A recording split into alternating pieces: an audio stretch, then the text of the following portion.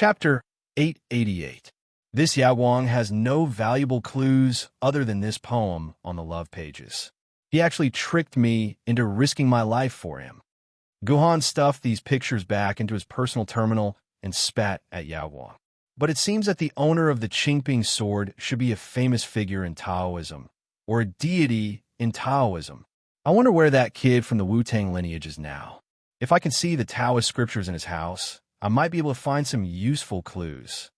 Guhan could not help but think of the grandfather and grandson pair from the Wu-Tang lineage he met when he was looking for the IOUs. Their room was already filled with Taoist scriptures that had been preserved from the Wu-Tang mountain. Unfortunately, his attention was not on those Taoist books at that time. If Guhan could read all those scriptures, he would definitely be able to find clues about the Qingping sword. Looks like I have to look for that kid from the Wu-Tang lineage after returning to Yanjing City, Guhan said to himself secretly. It was also at this moment that Guhan suddenly felt the flying droplet shake, as if it had been attacked by something. Because all of Guhan's attention was focused on reading the remnant pages, he turned on the autopilot function of the flying droplet and let it fly automatically. As a result, Guhan was so engrossed in reading the remnant pages that when the flying droplet entered the actual control area of the Wu people, he did not start to manually control the underwater flying droplet, nor did he avoid the tribes where the Wu people lived. The result was naturally very tragic. How could the Wu people ignore a human creation that flew over their heads?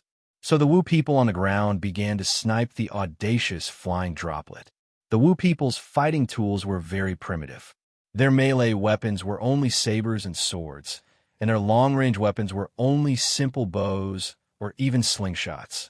However, these simple bows and arrows should not be underestimated, because these bows and arrows were attached with the unique wizard power of the Wu people. Any arrow rain could easily penetrate a dimensional alloy within 3 millimeters. Note that I'm talking about dimensional alloy, not ordinary metal. Because no matter how thick ordinary metals were, they could not stop Wu people's weapons at all. It was as if they did not exist. Because of this, when Guhan discovered that the arrows shot by Wu people could only leave a shallow mark on the outer shell of the flying car before losing all their strength and falling to the ground, Guhan finally understood that the material of the flying car could actually resist Yuan Ko's attack. The droplet flying car was a creation of the previous generation of humans tens of millions of years ago. Not only did it possess the space-folding technology that could only be created with dimensional crystals, but its outer shell could also defend against Yuan Ko's attack like a dimensional alloy. Didn't this prove that the previous generation of humans had also mastered the technology of dimensional alloys? And the reason why they had the technology of dimensional alloys was there also an enemy like Yuan Ko? What if this wasn't the first time Yuan Ko had visited and attacked Earth? Then did the previous generation of humans eventually perish because of Yuan Ko's attack? But now is not the time to think about these questions. The most important thing now was to find a way to get rid of these Wu people. Although the arrows of the sorcerer tribe could only leave a shallow mark on the flying droplet, it was not enough to cause fatal damage to the flying droplet. But this was because the attacking Wu people were not powerful Wu people, just some junior and intermediate sorcerers. There was not even a heaven sorcerer. Of course, this was not strange, because the Wu people had always placed the weak clansmen in the periphery, and the powerful clansmen stayed in the core area, so that they could support any position and any place at any time. But it was only for now. Soon, the heaven sorcerers and even great sorcerers inside would receive the warning and move out together to deal with this reckless human flying car. Attention! I'm going to speed up. Guhan turned his head and said to Gu Xuanwu, who was beside him. Before Gu Xuanwu could react to what was happening, he felt a huge force pushing him, and then he was lying on the ground. Through the windows on both sides, he could see that the trees that could be seen clearly had become rows of afterimages. Based on these afterimages, Gu Xuanwu seriously suspected that the flying car had reached a speed of about 1,500 kilometers per hour. A speed of 1,500 kilometers per hour was already the maximum speed a flying car could reach. The Yanhuang 3008 boasted that its maximum speed was 2,000 kilometers per hour, but that was only in theory on a perfect track. In such a complex terrain filled with forests, the Yanhuang 3008 was already doing its best to reach a speed of 200 kilometers per hour. If the controls were not right, it could crash into a tree. If the tree was slightly thicker, then the car would be destroyed and people would die. Gohan had actually reached a speed of 1,500 kilometers per hour in the forest. Had Gohan gone crazy? Of course, Gohan was not crazy, because at this time, Gohan had already used the Green Lotus White Root body ability. With his ability to control everything 100 times, even at 1,500 kilometers per hour, Gohan's surroundings were still in a slow-motion state. It was like when you were playing LOL and suddenly realized that the speed of the game had been slowed down by 10 times. In such a state, you might not be able to hit your target with any directional skills. Therefore, for Gohan at this time, it was not a difficult task to maneuver a flying car at 1,500 kilometers per hour to avoid the obstacles in the forest. The sorcerers who were chasing after the flying droplet were stunned. Their prey seemed to have been loaded with a rocket. In the blink of an eye, it disappeared from their sight, as if the flying droplet did not exist at all. And so, the day that was called a disgrace by the majority of the sorcerer tribe happened. A human hover car swaggered through their territory, but they could not even stop it. They could only watch as it brushed past them in an instant. The entire line of defense of the Wu people was completely penetrated by the hover car. Naturally, this matter could not be concealed. Very quickly, it was reported to the higher levels, and finally reached the ears of the Wu people's leaders, the Grand Shamans. Facing this hover car at 1,500 kilometers per hour, even the Grand Shamans felt a headache. This was because even the Grand Shamans could not catch up to this speed. Most of the Grand Shamans were good at hand-to-hand combat, not things like speed. Let me do it. A Grand Shaman with a bow and arrow stood up, flicked the bowstring in his hand, and said proudly and confidently, "No matter how fast he is, he definitely cannot be faster than my bow and arrow. Don't tell me you want to use the sun-shooting bow and sunset arrow." The Grand Shaman Rainmaster said in surprise. "Why? Why not?" He returned with a question. "Wouldn't that be too wasteful?" The Rainmaster stroked his beard. "Your sun-shooting bow and sunset arrow can only be used once a month. Once you use them, you'll have to wait for another month. If the humans do anything strange without your bow and arrow as a deterrent, I'm afraid there will be problems. No matter how big the problem is, it's not as big as this little bug in front of me." He ignored the Rainmaster's words and directly started to knock his bow. He was clearly in the center of the Wu people's territory and was hundreds of kilometers away from Gohan's flying car. Moreover, his target was a flying rocket at 1,500 kilometers per hour. Did he still want to shoot Gohan here? "I think it's better to keep a trump card," the Rainmaster advised. "It's fine. Didn't Xingtian say that the Qingping sword has appeared? All we need to do now is wait. Wait for that man to come to us." With that said, he loosened his fingers slightly. The sunset arrow on the sun-shooting bow tore through the sky like a meteor. It flew towards an unknown direction in the distance. If one were to use the naked eye to estimate the speed of the sunset arrow, it would probably exceed the terrifying speed of 10,000 kilometers per hour. This was a speed that exceeded the speed of sound by more than 10 times. "They're already dead," he said confidently as he put down the bow and arrow in his hand. "Yes, they're already dead." The Rainmaster agreed with Ho Yi's words.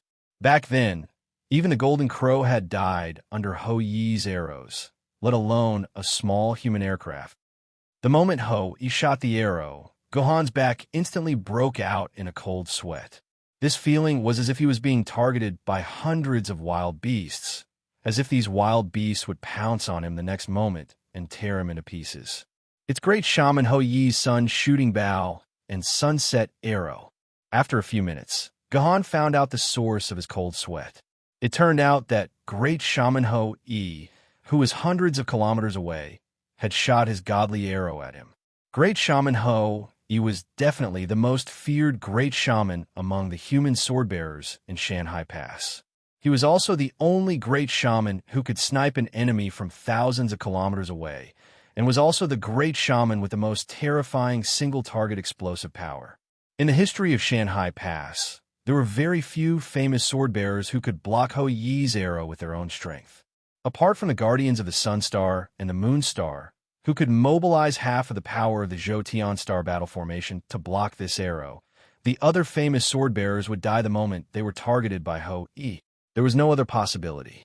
Fortunately, Hou Yi's arrow could not be shot at any time. Once the sunset arrow was shot, it would disappear completely, and the user would have to wait for a month to recover. Therefore, Hou Yi could only shoot one arrow every month. In reality, most of the time, this arrow was left as a final threat. It was possible that Hou Yi could not shoot a sunset arrow even after a year. What made Hou Yi feel lucky was that at the last moment of the battle, Hou Yi did not shoot her arrow. Otherwise, she would have died on the spot, and there would be no chance for her to survive. The sunset arrow, which Hou Yi had been reluctant to shoot, was aimed at Gahan without any hesitation. This made Gahan, who realized that the sunset arrow had appeared behind him, curse out loud. Even though his control over everything had increased by 100 times, the sunset arrow, which was flying at 10,000 kilometers per hour, was still as fast as a speeding car to Gahan. It was not easy to dodge it. Chapter 889. I'll turn. Gahan controlled the flying droplet to suddenly make a sharp turn, trying to escape from the sunset arrow's attack line. But unexpectedly, this sunset arrow actually had its own tracking function. As soon as Gahan made a turn, the sunset arrow also followed, like a homing guided missile before the apocalypse. I can't dodge it. Gahan immediately made this judgment. The speed of the sunset arrow was more than 7 times that of the water drop card. In order to dodge this arrow, Gahan would need to increase the card's speed to at least 5,000 kilometers per hour.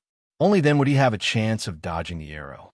Otherwise, he would only be a live target that would be hit by it. I can't let the flying droplet be damaged. Gahan immediately made a decision in his heart. The flying droplet's black technology was far higher than the other flying droplet. This kind of treasure that couldn't be bought even with 100 million hero coins. How could it be damaged by a sunset arrow? Instead of letting the flying droplet bear the damage, it was better to let himself bear it.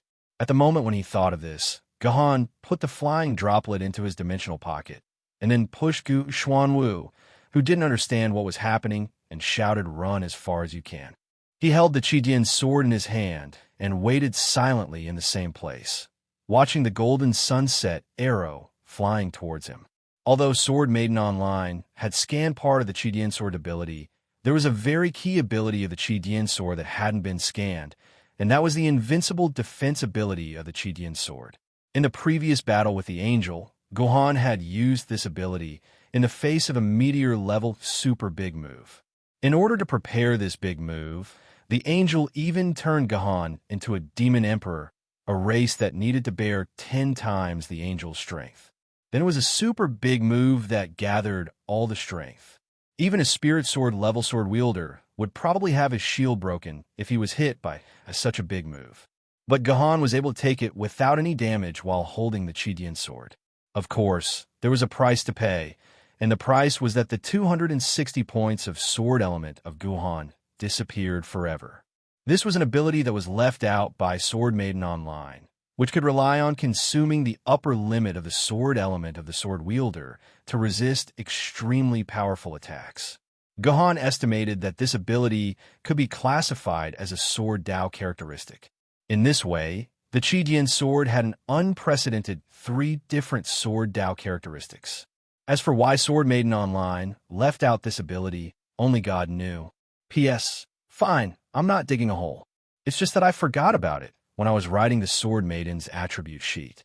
It's so embarrassing. Author, please slap yourself. Therefore, under normal circumstances, Gahan was too lazy to use the Qidian sword to fight. Otherwise, he would have to consume the upper limit of his sword element, and no one could stand it. Until facing the super powerful arrow of the sunset arrow, Gahan could only take out the Qidian sword. In fact, when Gahan retrieved the droplet flying car and the sunset arrow hit the target, there were only a few seconds. In these few seconds, the Wu didn't even run a few hundred meters before he saw a golden laser-like light hit Guhan's body. Then it instantly bloomed with a huge amount of energy. A ripple-like shock wave with Guhan as the core rushed towards everything in the surroundings. Everything around Guhan, even if it was a huge tree as thick as a few people, was as fragile as a toothpick under this shock wave. It was easily broken and then blown a few kilometers away. The moment the shock wave hit the Wu could only mobilize the strength of his whole body to create an umbrella-shaped shock wave, barely blocking the attack power of the shock wave. However, his body was unable to withstand the huge thrust and was blown a few hundred meters away. Finally, he crashed into a huge tree and stopped. The force of this impact was too strong. It was like a small nuclear weapon had exploded.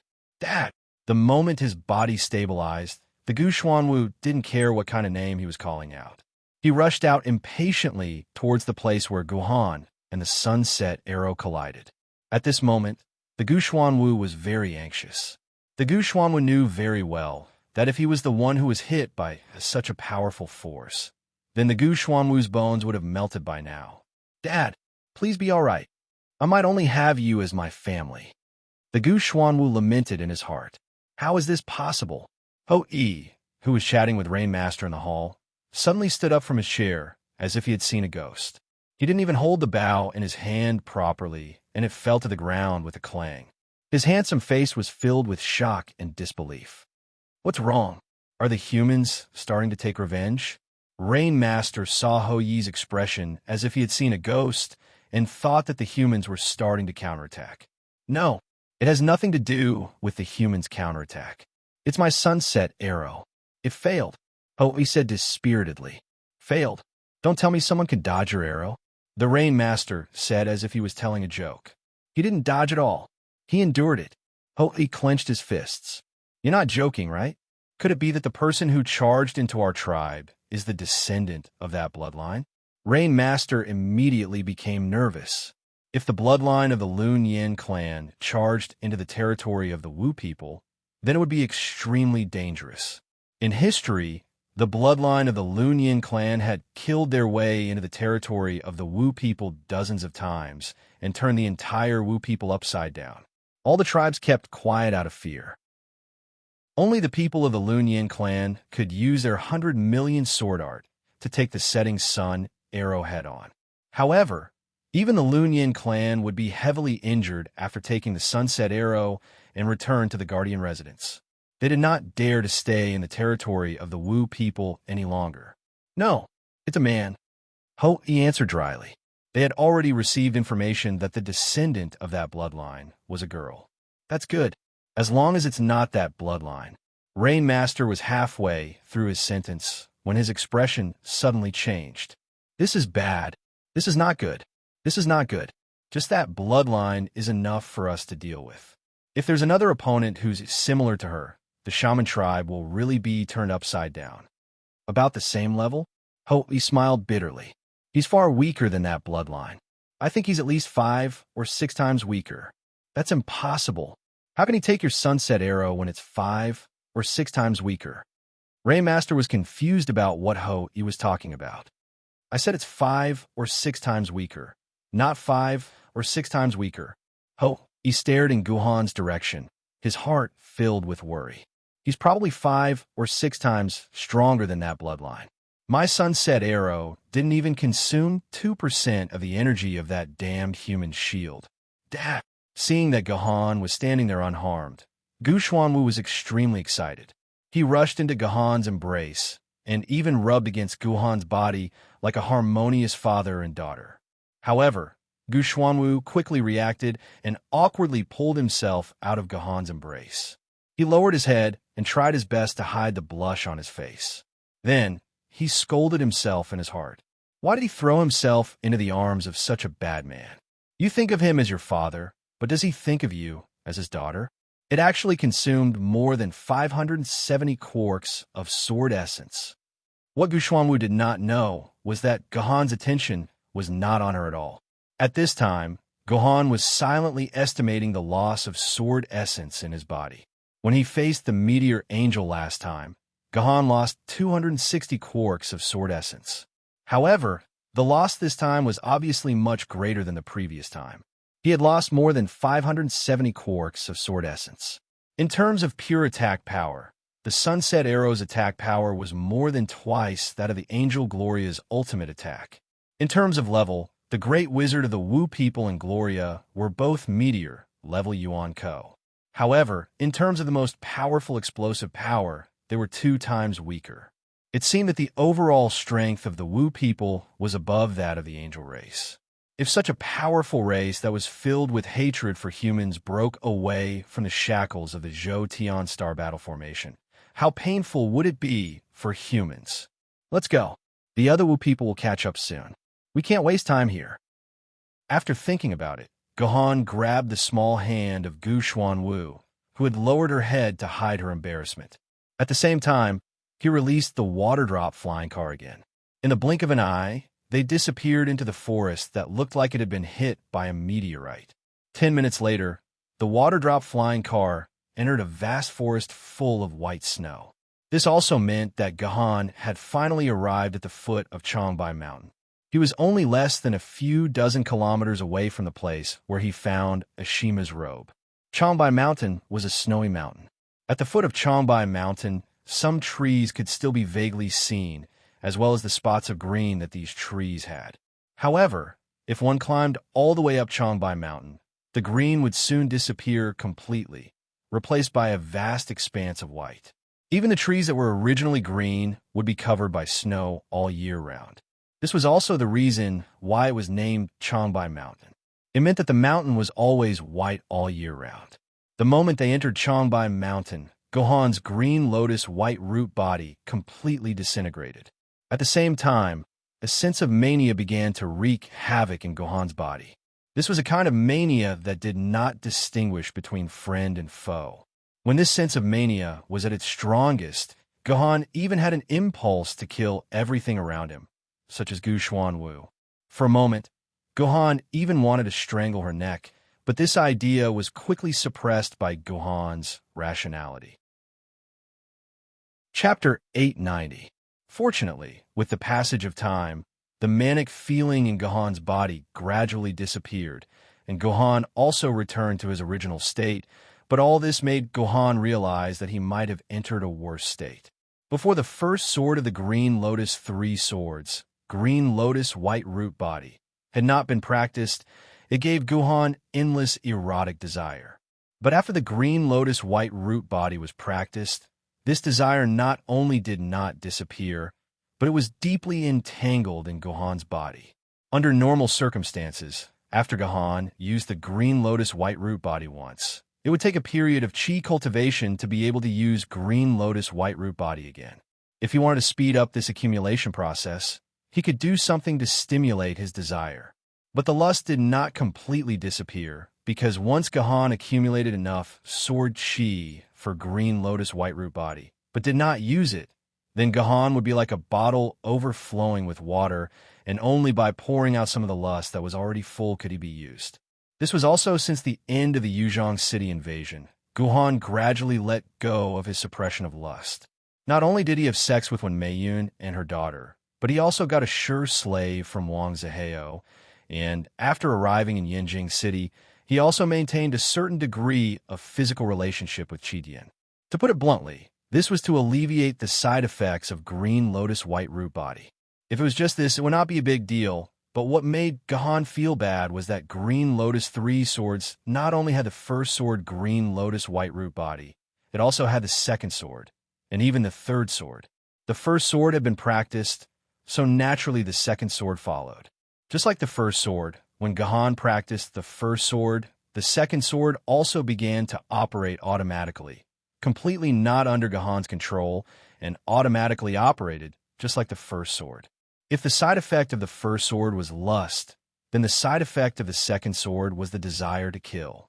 It was the desire to kill everything, even his friends and family. This was a desire that was much worse than lust. If it was lust, it could be alleviated by a round of love. Moreover, Gahan did not lack love partners for the time being. If it really did not work out, those cute dolls could also be used as a substitute. However, killing Desire was not an option. It would be fine if he stayed on the battlefield. He could just find his enemies and kill them all. But what if they were in a base city? Could it be that Gahan wanted to kill his own people? However, the current situation was not too bad, because it had not been long since he mastered the first sword. Normally, this killing intent would disappear after he used his rationality to suppress it. However, what happened today had alerted Gahan. Under the circumstances of using the green lotus white root body, this killing intent would be greatly enhanced, and Gahan would need to spend a lot of his rationality to suppress it. He believed that as time passed, and as he continued to use the green lotus white root body, this killing intent would become more and more difficult to control. Perhaps in the end, Gahan would even become a murderous demon king. This was also the thing that Gahan was most afraid of. Although he was extremely confident in his willpower, Gahan could not guarantee that he would be able to suppress this killing intent. If he could not suppress it, then what kind of monster would he become?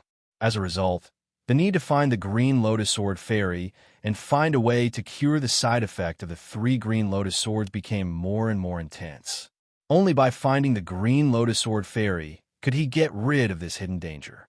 Otherwise, Gahan did not know what he would become in the end. After a few screams, a dozen or so Wu people fell to the ground, turning into soulless corpses. This was the terrifying damage that Qing Pin's sword could do to the Wu people.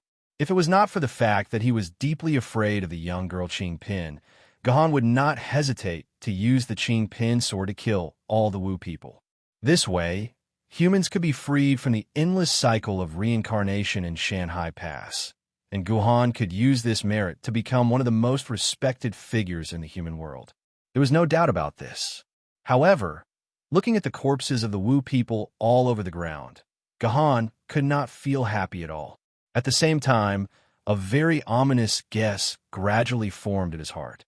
Gahan was a person who was good at thinking since he was young. At the same time, he had read many novels and information about Yuan Ko from ancient times to modern times. Therefore, Gahan was at least 50% sure that the cute Qing Pin might just be a simple body that the young girl Qing Pin used to walk in a human world when her body was sealed. This was like a person who needed a hearing aid to restore his hearing after he became deaf. However, when the young girl Qing Pin absorbed enough essence and blood of the Wu people to be liberated, which meant that when she regained her hearing, this hearing aid would no longer be an important companion that helped her listen to the whole world, but a symbol that had witnessed her tragic past. Many people would immediately lock this hearing aid in a drawer forever, or simply trample on it, making it disappear from their world forever. If this was the case, when a young girl Qing Pin was reborn, would the cute Qing Pin be locked up by the young girl Qing Pin forever like that hearing aid? Or would it be directly withdrawn into her consciousness, and from then on, the cute Qing Pin would never exist? No matter what the outcome was, it was an outcome that Gahan could never accept. Gahan could never obediently follow the young girl Qing Pin's words and use the Qing Pin sword to kill all the Wu people. At most, he would occasionally use the blood of the Wu people to appease the young girl Qing Pin. After understanding this, Gahan immediately sheathed the Qing Pin sword that had drunk the blood of the Wu people into its scabbard without hesitation. Instead, he held the Juzi sword in his hand. In the following time, Gahan did not plan to use the Qing Pin sword anymore. The waves of Wu people who chased after him died in the hands of the Juzi sword, turned into a pool of thick blood, and returned to the Zhu Wu's essence and blood. This was indeed a very ridiculous thing. Gahan, who had once decided to kill all the Wu people in the world, deliberately wanted to keep the lives of the Wu people for some reason. Everything in the world was really full of uncertainty. After killing more than 10 waves of Wu people, the Wu people seemed to have lost interest in looking for Gahan. Gahan could finally search for clues of Ashima and the others in Changbai Mountain in peace. Soon, Gahan came to the place where the photo was taken and found the white robe left behind by Ashima on the top of Pine Tree. Gahan carefully observed the white robe and found a large burn mark at the tail of the robe, and there were some radial bloodstains where the heart was. From this, Gahan could tell that Ashima and the others should have crashed here like Liunyunling.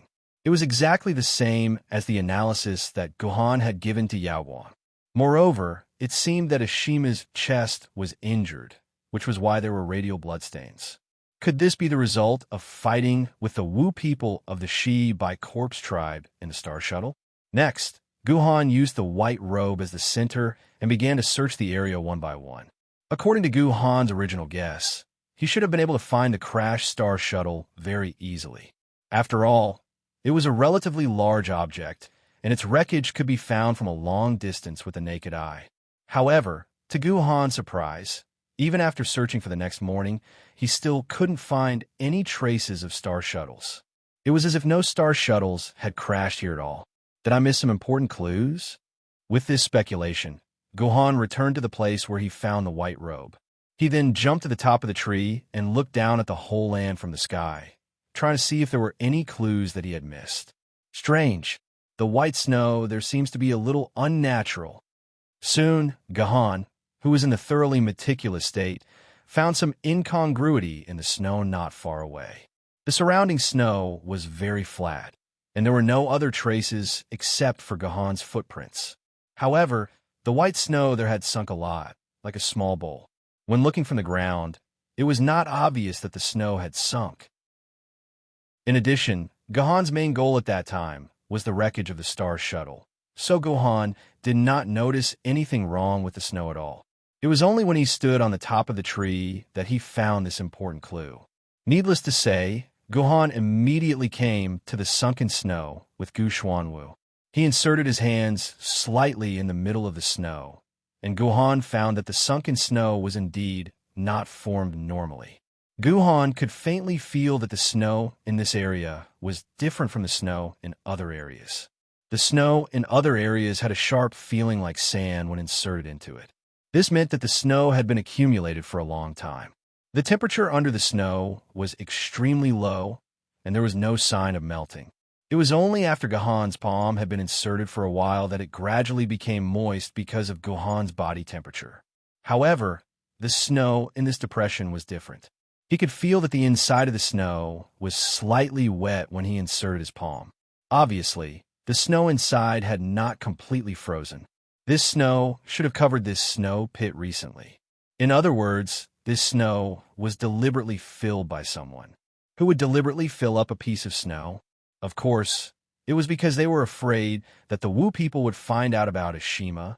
Therefore, Gahan did not say anything and began to dig the entire snow. In the end, he dug out a large pit with a radius of about 20 meters, revealing the ground that was deeply buried by the snow. There were many metal fragments and various damaged parts on the ground. Looking at the color of the metal, it should be the unique paint on the Star Shuttle. Obviously, this was the first place where the Star Shuttle fell. However, the strange thing was that the main body of the Star Shuttle was missing. What was even more strange was that Guhan actually found a corpse of the Wu people here. This corpse had a long tongue and was obviously the corpse of the Wu people from the Shi by Corpse tribe. Combined with the place where it had fallen, this corpse was obviously the Wu people who had controlled the Star Shuttle of Ashima and the others. The fatal wound on this corpse was that it had been stabbed through the heart. Moreover, it looked like it had been stabbed over 100 times. Apart from a few, very few stabs, most of the sword wounds did not even pierce through the skin of the Wu people. Therefore, it would take over 100 stabs to stab this Wu people to death. The person who stabbed this Wu people to death did not look like a sword wielder at all, but more like a child holding a sword for the first time. However, this result was extremely normal. In a situation where there was no sword essence, most sword wielder was no different from a child. However, this was not the main point. The most important thing was this Wu people's corpse. This corpse actually still existed, and did not turn into a pool of blood and return to Zhu Wu's essence and blood. Could it be that among Ashima and the others, there was a sword maiden who had the same ability as Qing Pin's sword? Who was this sword maiden? Was she related to Qing Pin's sword? Chapter 891. Unfortunately, In order to prevent the Wu people from hunting them down, Ashima and the others had cleaned up their footprints very thoroughly. In addition, it was very difficult to preserve traces in the snow, which made it very difficult for Gahan to determine where Ashima and the others had gone after the Star Shuttle crashed here. Fortunately, Gahan still had his own brain to use. In a situation where all clues had failed, Gahan could only use his own intelligence to speculate the next path of Ashima and the others. From Ashima's point of view, when they fell on this snowy mountain, they naturally only had one request in mind, and that was to return to the human territory as soon as possible. Therefore, they would definitely choose the fastest and safest route to return to the human territory. Therefore, a map of the entire Shanghai Pass immediately appeared in Gahan's mind, and then he began to deduce the possible routes that Ashima and the others could take. First of all, the western route could be ruled out. Although the journey back to the human camp from the west was the shortest and the fastest, it had to pass through the actual territory controlled by the Wu people. For the sword bearers who had lost their sword essence, this was undoubtedly a suicidal thing to do, so it was impossible to go south. Next, the eastern route was ruled out because Changbai Mountain was considered the border of the Zhou-Tian Star Battle Formation. If they went east, it was impossible to return to the human territory, and they could only enter the sea. In this way, there were only two possibilities left. One was to go around the original Korean territory from the south, then cross the Yalu River and return to the human territory. The other was to go around the Yalu River from the east and return to the human territory. The other was to go north, go around the Mudanjiang, and return to the outermost area of the Taiyin garrison's territory, which was the ruins of Bing City. Then, Gahan needed to make a decision himself to determine whether Ashima and the others should go south or north. In theory, the southern route was the best because the weather there was better at this time, and there were fewer areas covered by snow and ice on the southern route, so it was easier to travel. However, there was a fatal threat on the southern route, and that was the core camp of the Qiangliang tribe was next to the Yalu River. If Ashima and the others took the southern route, they would have to pass by the Qiangliang tribe's camp, which was undoubtedly a very dangerous thing to do. They didn't have to worry about this if they took the north road. The north road was smooth all the way, and there was no obstruction from the Wu people's tribe. It could be considered the safest road. However, the north road had its own shortcomings. The snow was too heavy and too thick. The area north of Bing City had not been visited by humans for the past 1,000 years. There were no traces of humans in that area. It was frozen by ice and snow. The difficulty of going around, it was the same as the Red Army crossing the snowy mountains. However, the Red Army still managed to get there in the end, and they successfully joined forces in northern Shaanxi. Then, as the sword-bearers who possessed all kinds of advanced technology, it would be much easier for them to get to the Taiyin Star from the north than it was for the Red Army back then. With this in mind, Gahan decided to start his search from the north. Of course, Gahan didn't need to walk. He only needed to sit in his flying droplet and travel at a speed of 50 kilometers per hour. However, it was undoubtedly a very difficult thing to search for traces of Ashima and the others with his own eyes. This required Gahan to cover the entire North Road like a sweeping robot. At the same time, it was extremely easy to get visual fatigue if he used his eyes to observe the snow for a long time. After searching like this for more than an hour, Gahan couldn't help but feel sleepy. It would be great if I had a radar. Gahan thought of this divine search device from before the apocalypse. His personal terminal also had a simple radar search function. Unfortunately, this function was suppressed in Shanghai Pass and couldn't be used.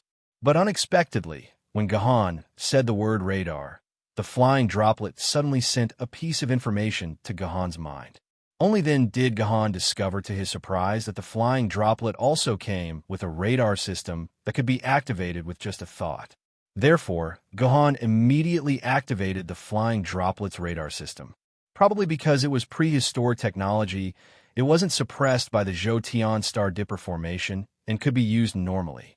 It covered a distance of 50 kilometers, and as long as it was alive, nothing would be able to escape the detection of this radar. With the help of this radar, it was very easy for Gahan to track them down. He only needed to choose the most suitable path in the middle and go all the way, and he could cover more than half of Changbai Mountain. He didn't have to worry about not being able to find traces of Ashima and the others. The pursuit went on for a full 7 hours, but halfway through, Gahan realized something was wrong. In an extreme environment like the snow, it was already very impressive for an ordinary person to be able to travel 2 to 3 kilometers in an hour. His 7-hour pursuit was equivalent to Ashima and the others' 10 days of travel. How could they have traveled so far? Could it be that they could open their dimensional pockets, and there was a hover car inside for them to use? That was absolutely impossible. To open a dimensional pocket, one must have the sword essence. If one had the sword essence, he could release his own sword mistress. If he could release his own sword mistress, why would it take him more than 100 stabs to kill a Wu people? To deal with a junior magus like the Wu people, any famous sword mistress would be able to stab him with a sword. Did I miss something? Gahan fell into deep self-doubt again. The key points about time, speed, Wu people's corpses, sword essence, and so on kept lingering in his mind. Suddenly, with a flash of inspiration, Gahan realized what he had missed. Gahan realized that he had missed the point of eating. As a swordsman, he didn't have to worry about eating at all. The reason was simple. Every swordsman's dimensional pocket would have enough food to last them for at least 3 years, so they didn't have to worry about eating at all. Naturally, Gahan didn't consider this problem. But the truth was that Ashima and the others could no longer use their sword essence, so their dimensional pockets naturally couldn't be opened either. If they couldn't open their dimensional pockets, they wouldn't be able to eat the food in them. If they took the northern route, it would take more than 10 or even 20 days to cross mountains and ridges, and these swordsmen would starve to death along the way. Therefore, these swordsmen definitely wouldn't take the northern route. On the contrary, if they took the southern route, as long as they could survive the first 5 days, they would be able to enter North Korea, which wasn't covered in snow and ice. North Korea had always been a paradise for wild animals and plants. There were neither humans nor Yuan Ko there, so there was naturally an abundance of wild animals and plants. In the eyes of the starving swordsman, these were naturally the most delicious food. Having understood this, Gahan immediately changed the direction of the droplet and began to head south. Gahan's radar showed tens of thousands of different wild animals running wantonly over the land within a 50-kilometer radius, but there was no trace of any humans. Could it be that Gahan's speculation was wrong again? But apart from the northern and southern routes, where else could Ashima and the others take? The western route was completely suicidal for the Wu people, while the eastern route was the vast ocean, which was getting further and further away from the human camp. Wait, Gahan finally understood that he had made a fundamental mistake. Before this, Gahan had always thought that Ashima and the others' ultimate goal was to return to the human camp in Shanhai Pass. So they only had 2 paths to choose from, the southern and northern routes. But in reality, why did they have to return to the human camp in Shanhai Pass? They just needed to break free from the suppression of the Zhou Tian Star Battle Formation. As mentioned before, Changbai Mountain was at the border of the Zhou Tian Star Battle Formation. As long as they went east and crossed Changbai Mountain, they would reach the eastern barrier of the Zhou Tian Star Battle Formation. This barrier was set up specifically for the Wu people, so it was impossible for the Wu people's bodies to pass through it. This was the hard truth that the Wu people had figured out after being suppressed into the Zhou Tian Star Battle Formation for decades. Under normal circumstances, the Wu people would never waste time getting close to these barriers. But Ashima and the others were different. They were humans, and these barriers were meaningless to humans. It was like a dimensional barrier. As long as you were a real human, you could pass through this barrier without any hindrance. It would take 5 days to reach North Korea by the southern route, but it would take less than 3 days to pass through the barrier of the Zhou Tian Star Battle Formation by the eastern route. As long as they passed through this barrier, the sword bearers would be able to use their sword maidens again, open their dimensional pockets, and eat the sumptuous food they had prepared in advance. They could also use their hovercrafts to move around at high speeds. Therefore, there was no doubt that when Ashima and the others were presented with such a choice, they would definitely choose the eastern route and break free from the restriction of the Zhou-Tian star battle formation. If that was the case, there was a new problem. It had been 6 days since Ashima and the others went missing, but it would only take them 3 days to pass through the barrier. However, they only needed 3 days to pass through the barrier. Logically speaking, Ashima's people should have left the Heavenly Cycle star formation 3 days ago. The moment they left the Heavenly Cycle star formation, Ashima and the others should be able to regain contact with the Sword Council and report the news that they were safe. But why hadn't there been any news from them after 6 days? Could it be that they had died on the way? With this question in mind, Guhan immediately rushed towards the East Road without stopping. As expected, as Guhan got closer and closer to the barrier of the Zhou-Tian star battle formation, many clues gradually appeared on the radar. First, Guhan found a few discarded clothes. These clothes were human junk. These junk were obviously newly discarded by the sword bearers in order to have a lighter burden. Next, Guhan found the skeleton of a baihu, but there was still fresh flesh on the bones, so it was obvious that it had just been slaughtered. There was also a bonfire next to the baihu skeleton. From this, Guhan could tell that a group of humans had set up a bonfire here 3 to 4 days ago and killed this baihu. Without a doubt, this was definitely left behind by Ashima and the others. At this point, Guhan felt more and more excited. He felt that he was getting closer and closer to Ashima and the others. But when Guhan finally reached the edge of the barrier, a tragic battlefield made Guhan fall into endless anger. It was a battlefield full of human corpses. Guhan found a total of 17 human corpses on the battlefield, which was less than a kilometer in radius. There were only 18 people in Ashima's team. Chapter 892. The corpses were in a miserable state. Most of them did not have a full body. Instead, they had been torn into a few or even a dozen pieces. This was very much in line with the style of the Wu people. In fact, apart from the 17 human corpses, Guhan also found the corpses of 5 Wu people. Guhan specially checked the corpses of the Wu people and found that their weapons were the weapons that could cause fatal injuries to humans. Moreover, their nails and skin were also stained with human blood and flesh. It seemed that the Wu people were the ones who killed these humans. Apart from that, Guhan did not find any traces of other races on the battlefield. The battle only happened between the human sword-bearers and the Wu people. Guhan could almost simulate the entire battle in his mind.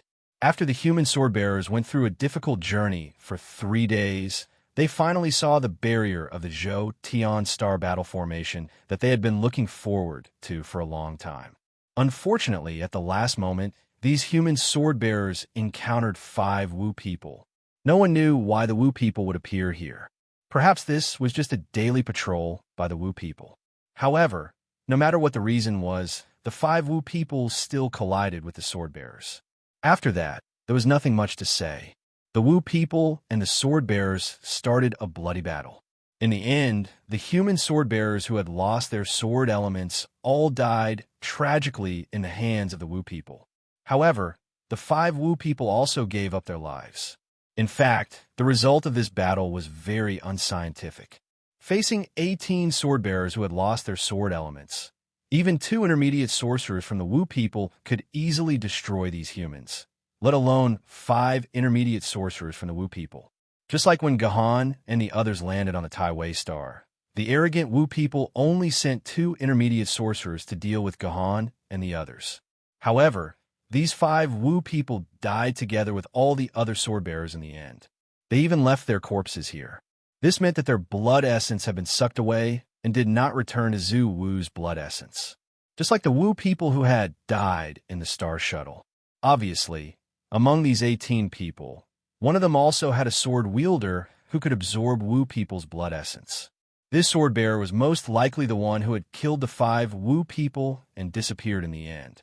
After collecting all 17 corpses, Guhan quickly found out which sword-bearer had survived. It was Ashima.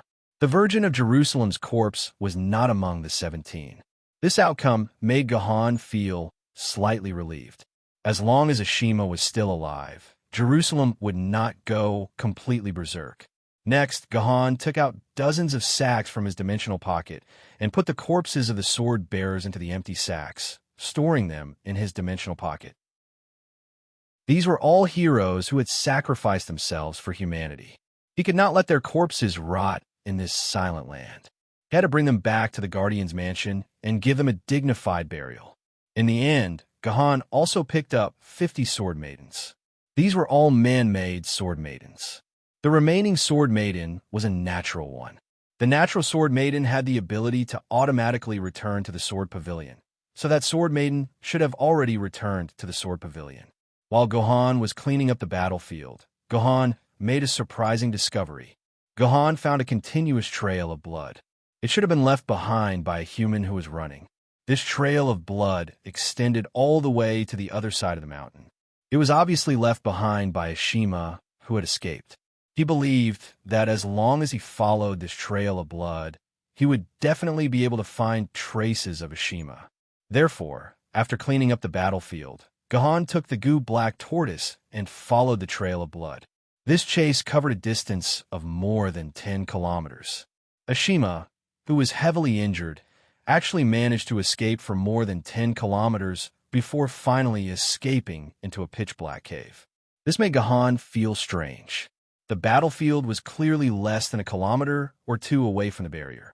As long as a Shima escaped outside the barrier, she would be able to regain her strength and return to a safe area. However, Ashima did not choose to escape. Instead, she followed the remnants of Changbai Mountain and finally escaped into a cave in the mountain. Looking at this pitch-black cave, Gahan did not know what was inside. Why did Ashima purposely escape into this cave? Would there be great danger in this cave? All right, Gahan did not care about the danger. Finding Ashima and understanding the truth was what Gahan desired. Therefore, Gahan did not hesitate to enter the cave with the goo-black tortoise. After entering the cave, Gahan discovered that the cave was not naturally formed. This was because there were traces of axe cuts on both sides of the cave. It was obvious that this cave was forcefully carved out by tools. Apart from being relatively dark, this cave did not seem to be dangerous. Gahan walked forward and soon reached the end of the cave. Compared to the simple cave that was previously dug out, the end of the cave was deliberately decorated. The surrounding walls were flattened, forming a space similar to a small room. On one of the walls of this small room, there was a mural painted with colored paint. This mural was actually a rocket that shot into the sky. On one side of the rocket was written the word East Wind. Next to the rocket was a control room. There seemed to be a person standing in the control room, operating something on the control room's computer. Isn't this the mural in my house? The goo-black tortoise, who had been following behind Gahan, jumped in surprise at the first sight of this mural. You also have this mural in your house? Gahan's eyelids twitched as he asked. Yes, it is placed in the most conspicuous position in my house. However, my mother has never looked at this mural. It is as though this mural does not exist. The goo-black tortoise recalled very seriously. This means that this cave is actually related to your house. Gahan squinted his eyes. Although you have always asked me to go to your house to see your mother, you have never told me about your family situation. I only know that your house is hidden in a dimensional rift in the Shanghai Pass. Can you tell me in detail now? All right. Anyway, you'll have to come in sooner or later. The goo-black tortoise made an indifferent gesture. How should I put it? The dimensional rift that my house is located in is called the Radiance Amusement Park. In fact, it is an amusement park. There's a candy house, a music theater, a beautiful garden, an elemental hall, a Ferris wheel, a roller coaster, a free-fall pendulum, a merry-go-round, an ancient tomb, a dinosaur planet, an ocean amusement park, a super cinema, a large gymnasium, and so on. In any case, this amusement park has everything that a normal amusement park should have. In the entire amusement park, apart from our family, there are about 1,000 residents and 30 to 40,000 purebred humans. We give these humans protection, and, similarly, the humans use the resources that they produce to support us. In short, life in the amusement park is very good. There is no hunger, and there is no struggle for power. If it was not to find you, I might not even want to leave my house for the rest of my life. My mother is the general manager of this amusement park and is considered the boss of the entire amusement park. Although there is a CEO above her, I have never seen this CEO before. I have not even heard of this CEO's name. However, the other people in the amusement park seem to know of this CEO's existence, but they have never been willing to tell me who this CEO is. That is the general situation. You can slowly explore the specifics after you enter. The goo-black tortoise concluded his explanation of the Radiance amusement park. What about this mural? Does this mural only exist in your house? Gahan's focus seemed to be on the mural. That is not necessarily the case. The goo-black tortoise shook his head. There are a lot of murals in the amusement park, but I have never been interested in these murals since I was young, so I have never paid attention to them. Perhaps one of these murals is exactly the same as the one in your house. Then, is this mural the same as the one in your house? Is there any other difference? Gahan continued to ask. Different?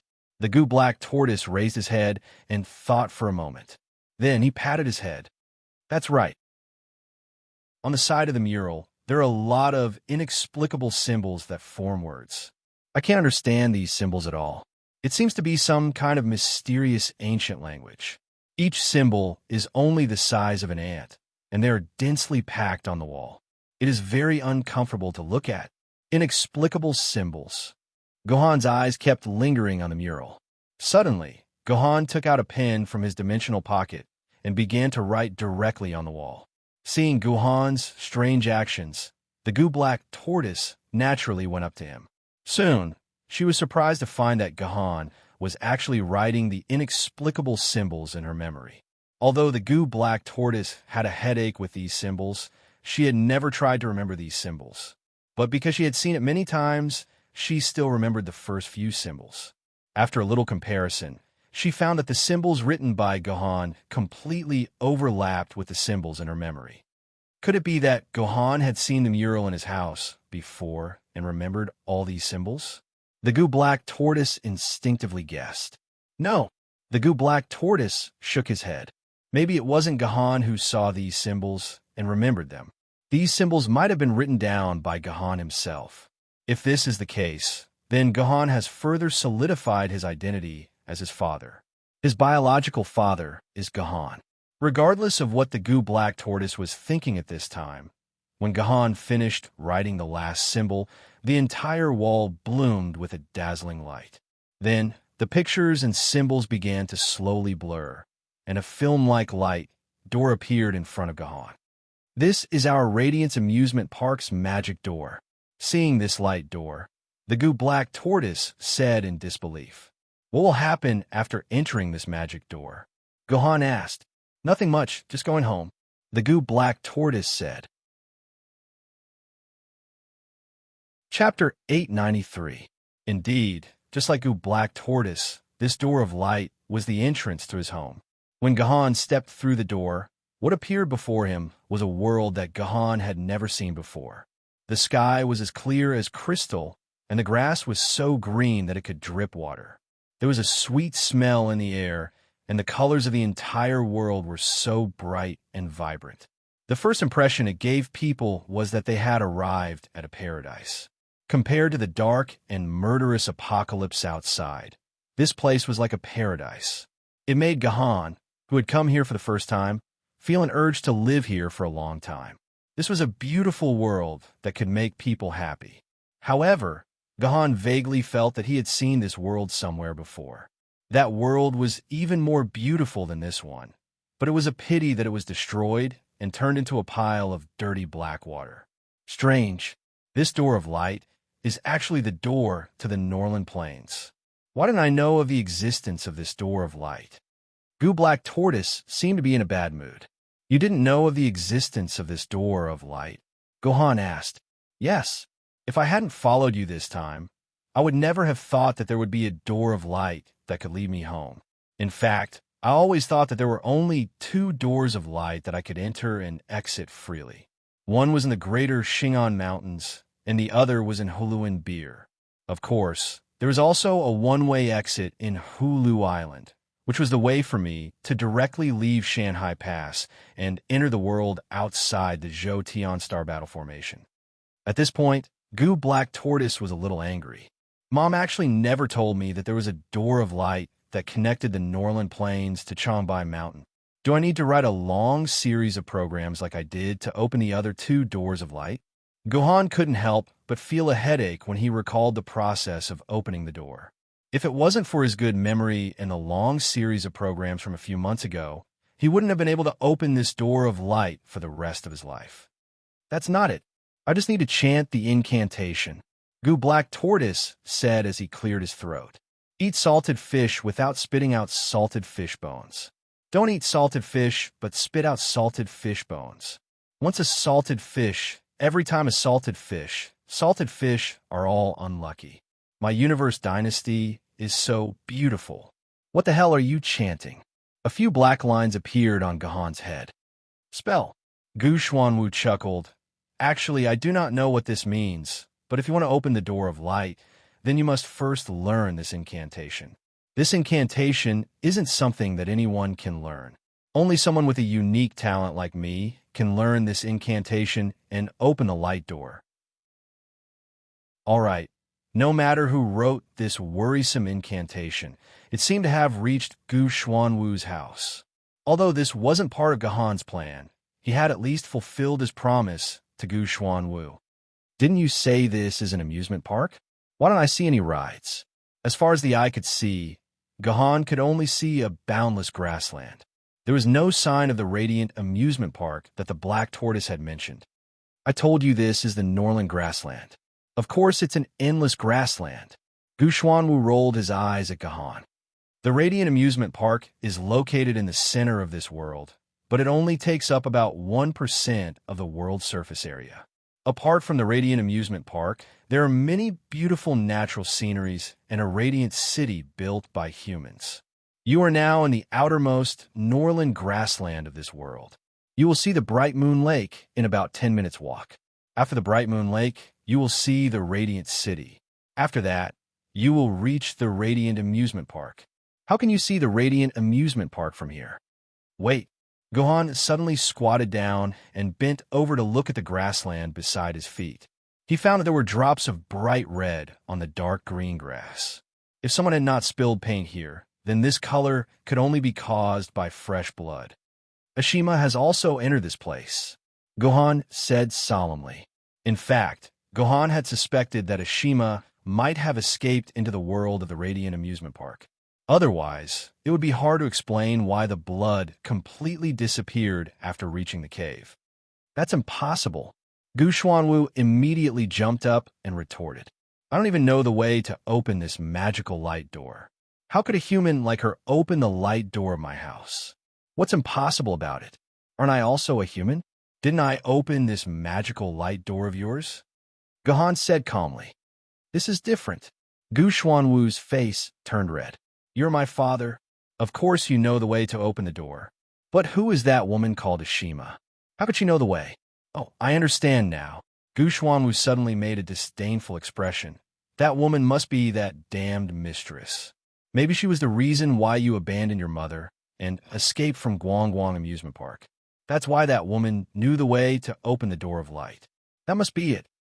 Faced with Gu Xuanwu's wild imagination, Gohan did not know what to say. But in fact, Gu Xuanwu's wild imagination was reasonable, logical, and convincing. If it was not for the fact that Gohan knew very well that he had never been here and had nothing to do with Ashima, Gohan would have thought that Gu Xuanwu's guess was right. Let's find Ashima first. Gohan forcefully interrupted Gu Xuanwu's wild imagination and led Gu Xuanwu to track the scattered blood traces. Fortunately, the tracking of Ashima finally came to an end here. Gohan finally found Ashima in a patch of grass that had been pressed down. But at this time, Ashima's eyes were closed, her skin was pale, and her body was covered with at least a dozen wounds. Some of the wounds had stopped bleeding, but some were still bleeding. Thank goodness, she's still alive. Gohan made this judgment after pressing on Ashima's J-cup chest and felt that Ashima still had a weak heartbeat. Gu Xuanwu expressed deep disdain for this, then pinched his chest and told himself that he was still young and could continue to develop. Let's save her first. Gahan immediately took out a medical pod from his dimensional pocket and placed a Shima in it. No matter how serious the injury was, as long as she entered Gahan's special medical pod, she could be saved. Gahan was very confident about this.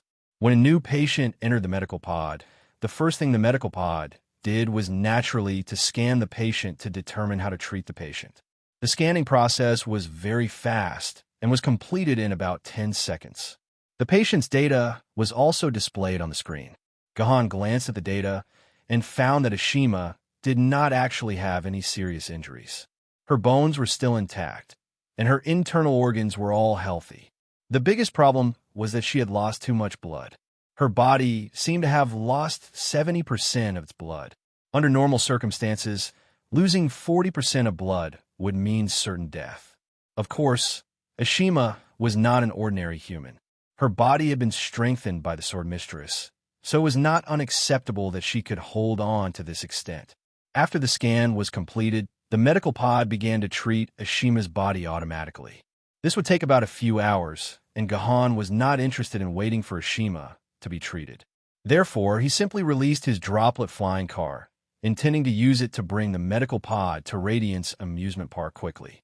However, something surprising happened. After the droplet flying car was released, Gahan found that he could not open the door of the droplet flying car. It was as if the droplet flying car had been cut off from him. Could this world be able to suppress the droplet flying car?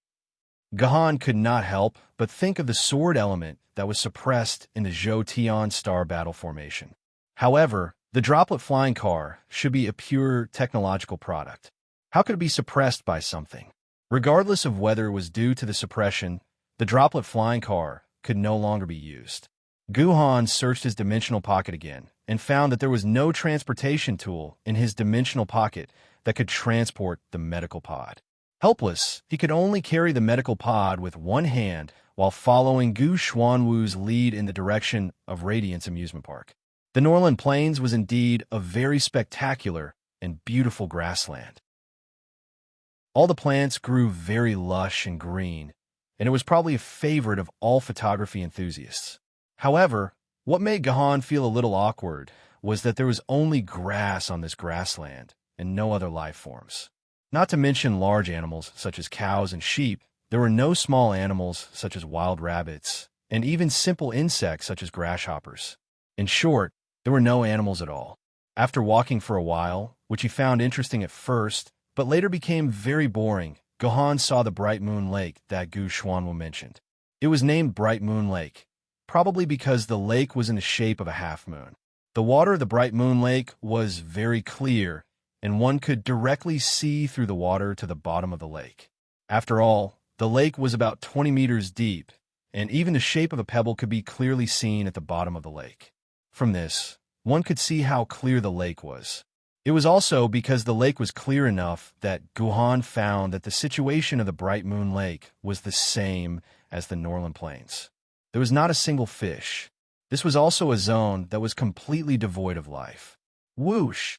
Just as Gahan was carefully observing the lake, a whining sound suddenly came from afar. Gahan looked up in the direction of the sound and saw a little lowly gliding freely on the surface of the lake. Her feet splashed through the water like a fairy on the surface of the water. I think I've seen a girl like this before. Gahan licked his lips. Good heavens, isn't this the ship girl that only appears in game dungeons? Yes, that's right. Not a sword girl, but a ship girl.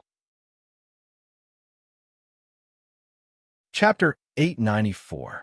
For a long time, the ship girl had been a Yuan Ko with many different opinions. Many humans and sword bearers firmly said that the ship girl Yuan Ko existed in this world. Their ancestors had come into contact with the ship girl and fought with her. The ship girl Yuan Ko really existed in this world. Even Sword Maiden Online had a crusade dungeon like Jinyuan Guardian Mansion, which meant that Sword Maiden Online recognized the ship girl's existence. But most humans and sword bearers firmly believed that the ship girl did not exist in this world. The reason was that a reporter once asked Kinzu what he thought of the ship girl. Then Kinzu told the reporter very firmly that the ship girl did not exist in this world. In fact, except for some oral accounts and the memoirs left behind by the swordbearers, there was no other evidence of the ship girl's existence. Not to mention a video, there was not even a picture. In fact, only the first generation of swordbearers after the apocalypse claimed to have seen the ship girl. But since the death of Kinzu, there was no trace of the ship girl in this world, so it became a legend that later generations of scholars painstakingly studied. Unexpectedly, the final answer to this question appeared in front of Gahan. After a living ship girl glided on the lake for a long time, she finally galloped all the way to Gahan and Gu Xuanwu. With a slight leap, she jumped ashore, and the propulsion device on her feet instantly disappeared during the jump, turning into a pair of cute leather boots. Big Turtle, why do you have time to come here to play? I heard that you eloped with another man. The cute little ship girl said to Gu Xuanwu in a bright voice. In terms of body shape, the ship girl was the same size as Qing Pin, a standard lowly. But compared to Qing Pin, who only knew how to eat, this ship girl was a little smarter. There was always a bright light in her eyes, full of all kinds of mischievous ideas. She wore a Navy officer's cap on her head and a blue and white Mongolian short jacket with fluff on her body. She was simply adorable. Su Ritian, you have to make it clear to me today. What do you mean I eloped with another man? I'm going to beat you to death. Gu Xianwu was so angry that smoke was coming out of his head. He reached out and pulled out his devil bullet spear and aimed it at the ship girl's small head. Help! Help! The warship girl called Su Ritian rolled her eyes. She did a cute roll on the grass and went behind Guhan. He climbed onto Guhan's shoulder and stuck his head out. He pointed at Guhan's temple and shouted arrogantly, "Hit here. Hit me if you have the guts. If I, Su Ritian, was afraid of you, Big Turtle, I wouldn't be called Su Ritian. Is this the ship girl?" Guhan's curiosity about the ship girl was instantly reduced by half. Instead of saying that she was a ship girl, it was better to say that she was Qing Pin's good sister. The two of them were surprisingly similar in climbing up Guhan's body. Xianwu, since you don't like her, I'll help you kill her. Guhan's hand slipped backward and grabbed Su Ritian. He then took out Qing Pin's sword and placed it on Su Ritian's neck. It looked like he was killing a chicken. Help! Help! Big Turtle, hurry up and control your man. I haven't unified the sea yet. I haven't snatched all of Flowing Maple's women. I don't want to die yet. Sob, sob, sob. Please let me go. I don't want to die yet. After all, this Su Ritian was still a little lowly. After being threatened by Guhan's sword on his neck, he started to cry. If anyone saw this scene, they would immediately call 110 and report it to the police. The reason was that a pervert was abducting a little lowly.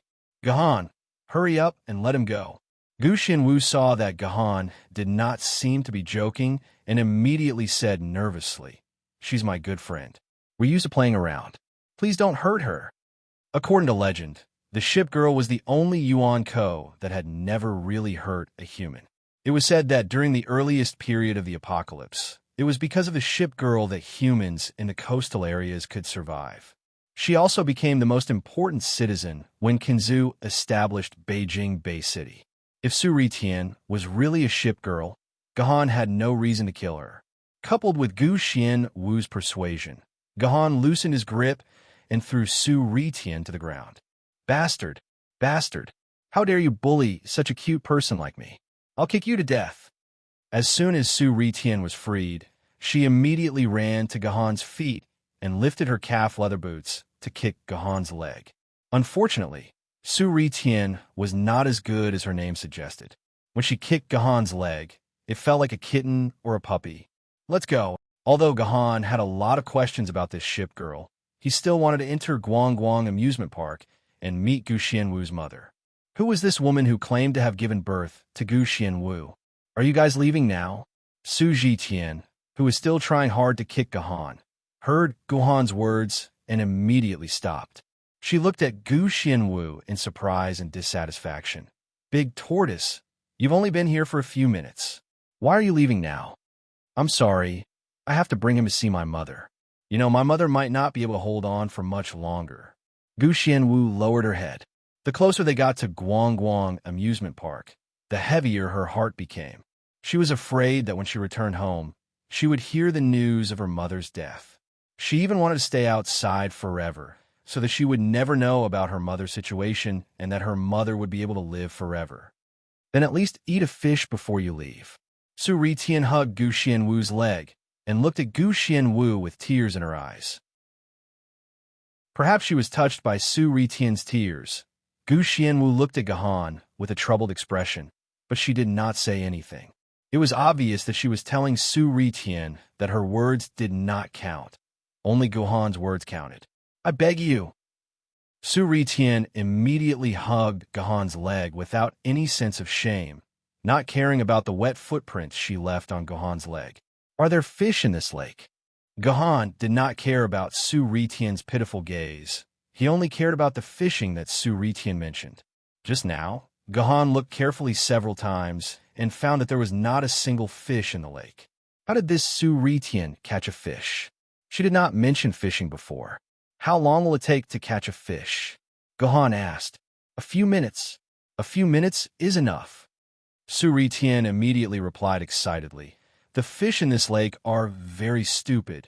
Every time I catch one, I'll show you guys.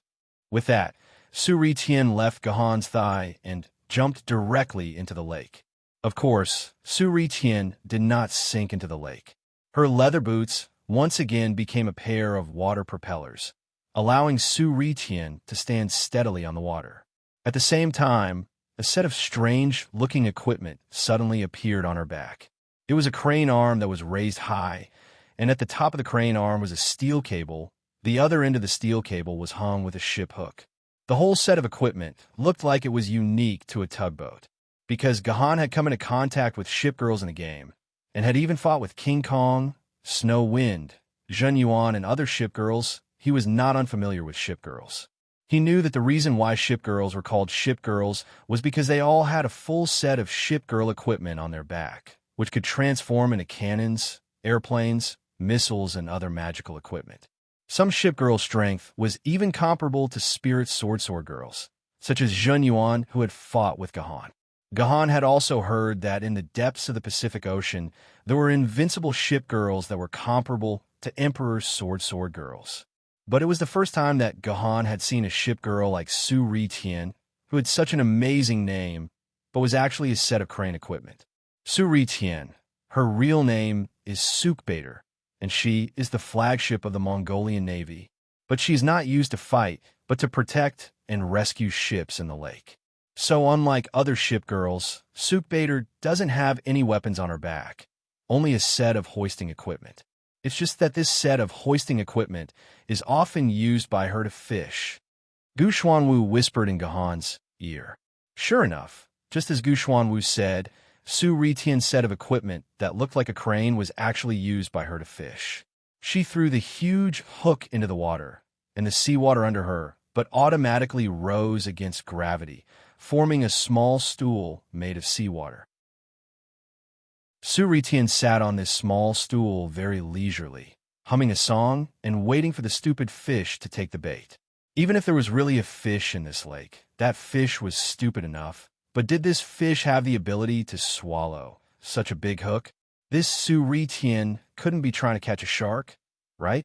Gahan shook his head in his heart and decided to give Su Ritian 5 minutes. If she couldn't catch a fish in 5 minutes, he would leave immediately. He would never play with this ship girl, who seemed to be a little crazy. But in fact, it didn't take 5 minutes at all. The fishing line in Su Ritian's hand, which was the steel cable, suddenly trembled violently. Su Ritian himself could no longer sit leisurely on the surface of the lake. With a solemn expression, he controlled the crane behind him, constantly loosening and tightening the steel cable. It was obvious that he was entangled with the big fish in the lake. Fishing was like this, especially when catching a big fish. You had to constantly relax and tighten the steel cable to consume the big fish's physical strength. When the big fish's physical strength was exhausted, it would be very easy to pull the big fish up. Otherwise, relying on one's own strength to fight against the big fish, then there was a great chance that the hook would be broken. After all, the fish's mouth was long, and it would be very easy to break free from the hook. After entangling with each other for a few minutes, the speed of the big fish's struggle in the lake obviously slowed down. Su also began to slowly tighten the steel cable, ready to pull the big fish up. And Gahan also stared at Su attentively, wanting to see what kind of big fish was in this lake that clearly had no fish. Chapter 895. This is a mermaid? Gahan was surprised to find that the last thing Su fished up was actually a mermaid. A mermaid with long dark blue hair, a dark blue fishtail, and a dark blue bra on her upper body. In any case, except for her skin, the rest of her body was blue. Although this mermaid was fished up by Su her mouth was still firmly biting the hook. Her expression was intoxicated by the delicious taste. Even if there was a possibility that she would be eaten alive and cooked in the future, she was still unwilling to give up the bait in her mouth. What a stupid fish. After being dried in the sun, it would become a good salted fish. This Quincy, she was actually fished up again. Gu Xuanwu also seemed to recognize this mermaid's name as Quincy. When he saw that she was fished up, he was very calm, as if he already knew that Quincy would be fished up. Let's go. This time, Gu Xuanwu took the initiative to pull Gahan away. Why should we go? I think it's quite interesting, Gahan said with a smile, not even moving his feet. What? Do you really want to eat sashimi? Gu Xuanwu said helplessly. It's too late. You can't leave even if you want to. While Gahan and Gu Xuanwu were talking, Su removed the fish hook from Quincy's mouth and then carried Quincy's body on his shoulder like a rocket launcher. Quincy's body and Su body were actually the same size, so it created a very funny feeling. When Gahan saw this, he couldn't help but open his mouth and laugh. You're actually still laughing. Seeing Gahan smile, Su was obviously even angrier. He pointed the silly face of Quincy on his shoulder at Gahan and snorted a few times, as if he was cheering for himself. Then he gathered all the strength in his body and shouted with a sharp, lowly voice, You're finished. I'll let you taste the power of Earth's strongest cannon, Quincy Cannon. Earth's strongest cannon? Quincy Cannon? Could it be that the Quincy on Su shoulder was actually not a mermaid, but a cannon shaped like a mermaid? Hearing this, Gahan could not help but be a little cautious. Even a lion would go all out to capture a rabbit. This Su looked crazy, but she was an extremely mysterious ship girl. No one knew what kind of power she had. Maybe the Kunxi cannon in her hands was really powerful. In order to express his caution, Guhan even deliberately held his strongest sword maiden, the Qidian sword, in his hand. Once he discovered that the Kunxi cannon's power wasn't right, he could immediately counterattack and send it back into the dimensional vortex. Looking at the mermaid-shaped Quincy cannon, Guhan felt a little nervous. Sigh. Gu Xuanwu let out a long sigh, then silently walked behind Guhan and squatted down. What did the black tortoise mean by this? Could it be that the power of the Quincy cannon was so terrifying that even standing beside Gahan could cause one to be hit? Could it be that hiding behind Gahan and using Gahan as a meat shield was the only way to be safe? Quincy cannon, fire! Su gave an extremely mighty order, then unceremoniously pinched Quincy's exquisite European pie that looked like a steamed bun. This seemed to be the launch button for the Quincy cannon. Quincy, who had a silly smile on her face, immediately opened her mouth, and a dark blue light began to brew in her throat. It grew bigger and bigger, and finally shot out, its power so great that it covered an area of dozens of square meters. F*CK. Splashed with water, Gohan's expression could not be seen. In any case, judging from the fishy smell on his body, Gahan was definitely not in a good mood. I'll leave Qidian to you. Make it into braised fish or boiled fish. It's up to you. Gahan silently released Qidian. After some thought, he also released Etian, Deyu, Shui, and Juzi. Apart from Qing Pin, who was still in a deep sleep, all the sword maidens appeared. Mongolian navy above. Su tightly covered her mouth, unable to believe her eyes. Su actually saw the treasured swords turn into beautiful girls. Then these beautiful girls fiercely surrounded Su Tian, one on the left and one on the right. After her hands and feet touched Su Tian's body, she was tied up like a hairy crab, and her hands and feet were all tied together. "Help!" Su Tian weakly shouted. Only then did she realize that she seemed to have encountered an incredible existence, and her good days seemed to have ended. Pervert. On the other side, Black Tortoise shyly turned his body, not daring to look behind him. Because after Gahan only reminded Black Tortoise, he began to take off his clothes. Black Tortoise naturally knew that this was because Gahan could not stand the fishy smell on his body, so he could only change into the clean clothes in his dimensional pocket. But this Gahan was too shameless. Didn't he see that his daughter was right beside him? How could he just change clothes like this? You should at least let him run a little further away. Right? Other daughters have bathed with their fathers when they were young. There shouldn't be so many taboos between father and daughter. Maybe I can see what father's body looks like. Just as Black Tortoise was about to secretly turn his head to take a look, Gahan's palm had already patted Black Tortoise's shoulder. Gahan changed into new clothes at lightning speed. I was wrong. Don't eat me. My body is full of the smell of oil. It's disgusting. If you don't believe me, lick my face. Seeing Gahan, whose hair was still a little wet, walk in front of him with a fierce look, Su Tian said weakly like a little submissive, "I'll ask you a few questions. If you answer me truthfully, I'll let you go. How about that?" Gahan said to Su Tian expressionlessly. "No problem." Su Tian nodded repeatedly, indicating that he would answer the question honestly and strive for leniency from the government. "Let me ask you, why are you here? Where are the other ship girls?" Gahan asked the question that had been on his mind the most. "I was originally going back to my hometown to visit my family, but on the way back, I got hungry and wanted to find something to eat. Then, for some reason, I ended up here. I can't even get out," Su Tian said with a heartbroken expression. "Is that so?" Gahan turned to look at Black Tortoise. From what Sister Yin said, it does seem to be the case. When they first came here, Su Tian was already here. She should have arrived here earlier than us. Black Tortoise replied. "Then were the other ship girls?" "I don't know," Su Tian said dejectedly. "We originally came to this world for a vacation, but Fleeting Maple refused to buy me a lollipop. I bit him, and he chased me away. I was so angry that I went back to my home to sleep, and then I was trapped here." Fleeting Maple said that he would only stay here for 10 years at most. After 10 years, he would return to the ship girls' world. Who knows how many hundreds of years have passed now? They must have left me behind and returned to the ship girls' world. Su Tian's words seemed to match the historical records. All the active records of the ship girls were between 2050 and 2060, with a gap of 10 years. According to Su Tian, these ship girls had indeed come to this world before. However, unlike those damned Yuan Ko who came here and never went back, these ship girls came here purely as tourists. After 10 years, they returned to their own world and disappeared from the sight of humans. Although this perfectly solved the mystery of the ship girls' disappearance, a new problem emerged. These ship girls could open up a dimensional vortex on their own.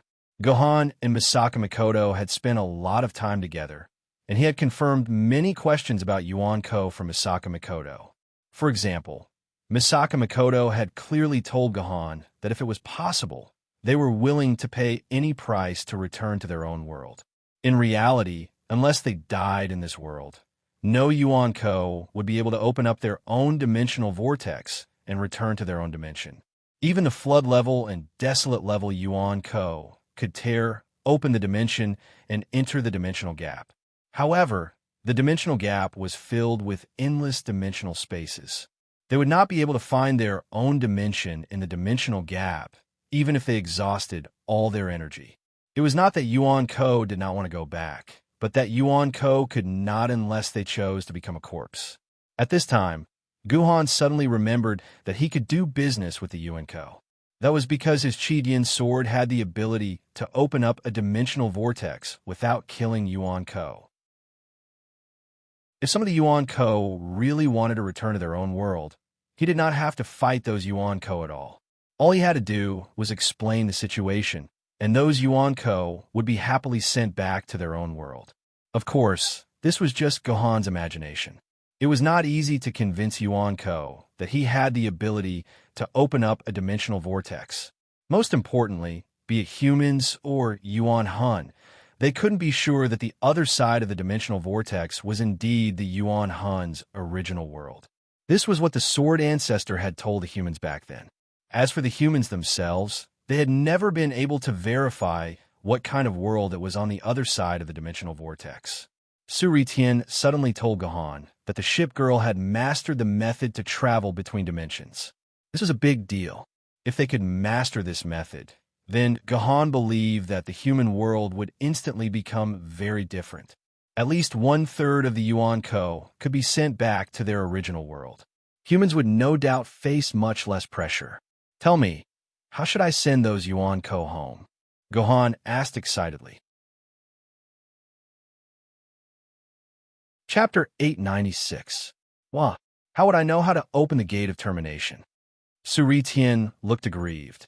Only the pacifier can send the fated ones home. However, Fleeting Maple said that the pacifier of this world has failed. This world can only last for 1,000 years before it is destroyed.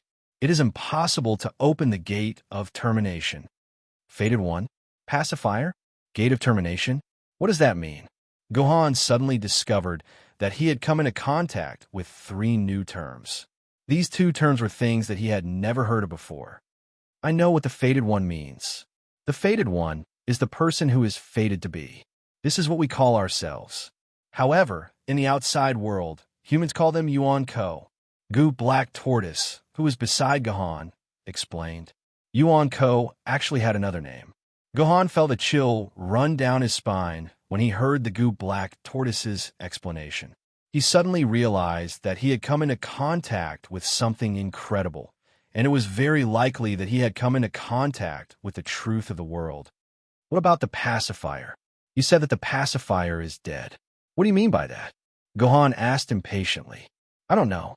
I only care about eating and drinking in this world, but Fleeting Maple is so stingy that he won't even give me a lollipop. Wah. After that, Suri Tian continued to cry bitterly. Her snot kept flowing down her nose, and then directly flowed down her lips into her mouth. She then swallowed it back down. Fleeting Maple, seeing that he could not get any information out of Suri Tian, Gohan could only silently analyze the information that he already knew. The most important piece of information was the name Fleeting Maple. Fleeting Maple, another guy with the surname Fleeting. In fact, this was not the first time Gohan had heard of this name.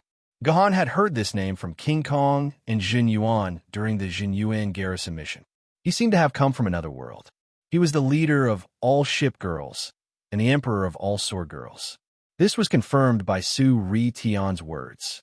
It was Fleeting Maple who opened the door of termination and brought all the ship girls to this world for a day before returning to their own world. Moreover, from Suri Tian's words, it could be deduced that Flowing Time Maple was the other world's pacifier. Only a pacifier could open the door of termination. Fated one, the leveler. These 2 terms were closely related to each other and vaguely seemed to hide the future of the entire world. If Flowing Maple said that this world's stabilizer had failed, then that meant that there should be another stabilizer in his world. Could it be that Flowing Maple's world had suffered the same fate as his world? However, Fleeting Maple had managed to survive, and he could even bring his ship girl to play in other worlds. However, the stabilizer of this world had failed, and it would be destroyed in 1,000 years. Could it be that the stabilizer was similar to the concept of a savior? That's right, peace. It meant to pacify the world and pacify the chaotic times. The pacifier must be the hero who wants to save the world, the savior of the entire world. Wasn't the era when Flowing Time Maple came to this world 1,000 years ago when the great Kinzu existed? Until now, there had not been a single sword wielder who could surpass Kinzu's achievements. He was still the strongest sword wielder, the invincible emperor. If Kinzu had not died, then Yuan Ko would not have been so arrogant. Under Kinzu's leadership, humanity would have decided to retaliate and kill all of the Yuan Kos, returning peace to the world. However, Kinzu still disappeared in the end because of the creation divinity. After Kinzu disappeared, all of the ship girls disappeared as well. Could it be that this was the failure that flowing time Maple had mentioned? Because Kinzu had disappeared, the pacifier had failed. The most important thing was the last sentence that Su Ritian said. She said that the stabilizer had failed, and the world would be destroyed in 1,000 years at most. Counting with his fingers, there were only 57 years left before the disappearance of the Swordmaster. Would the world be destroyed in 57 years? And that flowing time Maple's surname was fleeting, and fleeting time's surname was also fleeting. Was this just a coincidence? Or is there something else that could not be told? Guhan's brain continued to ponder. He realized that if what Su Ritian said was true, then the human race would be destroyed in 57 years. Was this possible? While Guhan was deep in thought, Quincy, who had been struggling on the ground, slowly approached Su Ritian. While no one was paying attention to her, she bit off the rope binding Su Ritian. Su Ritian, who had been crying all this while, immediately jumped up from the ground the moment the rope was bitten off. He picked up Quincy from the ground and ran away. Stop! Qi Jian, who was in charge of guarding Su Ritian, immediately reacted and gave chase. Hey, you can't catch up to me. Su Ritian made a face at the starting point. Her current position was very close to the surface of the lake. As long as she touched the surface of the water with the ship's speed, she would immediately disappear without a trace, and Guhan would not be able to catch her. Damn it! The exasperated Qidian picked up his Qidian sword and threw it out to vent his anger. However, something unexpected happened. Qidian's random throw actually hit Su Ritian's back. Not only did it hit the target, it also smashed into Su Ritian's dimensional node. When Guhan finally reacted, Su Ritian looked up at the sky like a frightened quail. A vortex was slowly opening up in the sky, and the light was shining on Su Ritian's body. The suction force coming from a vortex was trying to suck Su Ritian and the Quincy fish into it. No, I can't let Su Ritian be sucked away by the dimensional vortex. Guhan immediately made a decision. Su Ritian was the only one who could solve the mystery of the pacifier and the fated one. He had to get the truth out of her mouth and find out what fleeting Maple said about the world only having 1,000 years. Thus, Guhan immediately rushed to Su Ritian's side and hugged Su Ritian's small body, wanting to forcefully keep Su Ritian's body, but this was undoubtedly a matter that defied the heavens and changed fate. As the suction force continued to increase, Guhan and Su Ritian's body gradually flew up together. Fortunately, Juzi reacted quickly and hugged Guhan's thigh. Then it was flowing water, Qidian, Doyu, and Heavenly. The rest of the sword ladies around Guhan all followed and grabbed onto Guhan's leg, not letting him fly. This was indeed effective. The Quincy fish quickly entered the vortex, but Su Ritian remained in the air, only slowly approaching the dimensional vortex. Although the 5 sword ladies had used all their strength was unable to contend with the dimensional vortex's source power. They could only slow down the speed, but their frozen bodies still couldn't slow down their ascension. It looked like they were about to enter the dimensional vortex with Su Ritian. Who is it? You actually opened the vortex of my world. Suddenly, a voice came from the other side of the dimensional vortex. This voice sounded quite young, at most the same age as Guhan. It's me, Boss Military Governor. It's me, Sook Bader. Boss, you finally remembered me and came to pick me up. Sob, sob, sob, sob. Su Ritian suddenly cried out in excitement. She called the man on the other side of the dimensional vortex boss. Didn't this mean that the other side of the dimensional vortex was the mysterious man called Fleeting Maple from 1,000 years ago? Where did you run off to, brat? She hasn't let me in her bed for 1,000 years. The person on the other side of the dimensional vortex was also very happy. It seemed like Fleeting Maple was deeply pained by the fact that he could not get into the Liaoning ship's bed. Let me go. I want to go home. Let go of me. Su Ritian suddenly began to struggle, trying to break free from the cold that was holding his body. "Friend, since you've opened the dimensional vortex, let my ship Lady go." A huge hand suddenly reached out from the dimensional vortex. This hand gently pushed Gohan's body, causing Gohan to involuntarily let go of Su Ri-Tien. Then he fell to the ground. Su Ri-Tien was directly sucked into the dimensional vortex. Then the dimensional vortex slowly shrank and was about to close. "Lord Fleeting Maple! Lord Fleeting Maple!" Gohan shouted at the dimensional vortex. "Please tell me, how can I save my world? What should I do?" I originally thought that I would never be able to open the dimensional window and find the lost Sukbader. I didn't expect the door to open by itself. You were the one who sent Sukbader back to my side. I owe you a favor. Is this that bastard's plan? Fleeting Maple, who was on the other side of the dimensional vortex, said in a tone that was neither crying nor smiling. "Take this." Just as the dimensional vortex was about to close, an item suddenly flew out. Gohan took the item into his hands, and upon closer inspection, he discovered that it was a golden red ribbon. However, before Gohan could take a closer look at the ribbon, it drilled into Gohan's fingertip and disappeared into Gohan's body in the blink of an eye. It was as if it had become one with Gohan's body. "This is the last primordial violet haze of your world," Fleeting Maple's voice finally said. "I have already returned the item to its original owner. Whether you can change the fate of your world is up to you. Don't do anything that you will regret.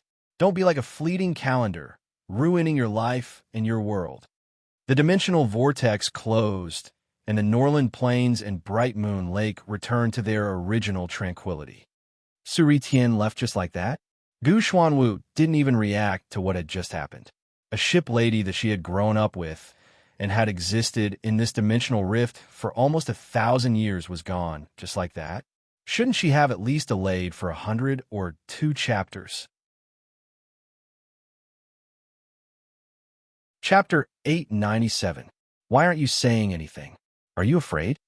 After Su Ri-Tien left this world, Gohan had been in a state of silence, carrying the medical pod with Ashima all the way, not saying a single word to Gu Black Tortoise. This unbearable silence finally forced Gu Black Tortoise to take the initiative to break the silence.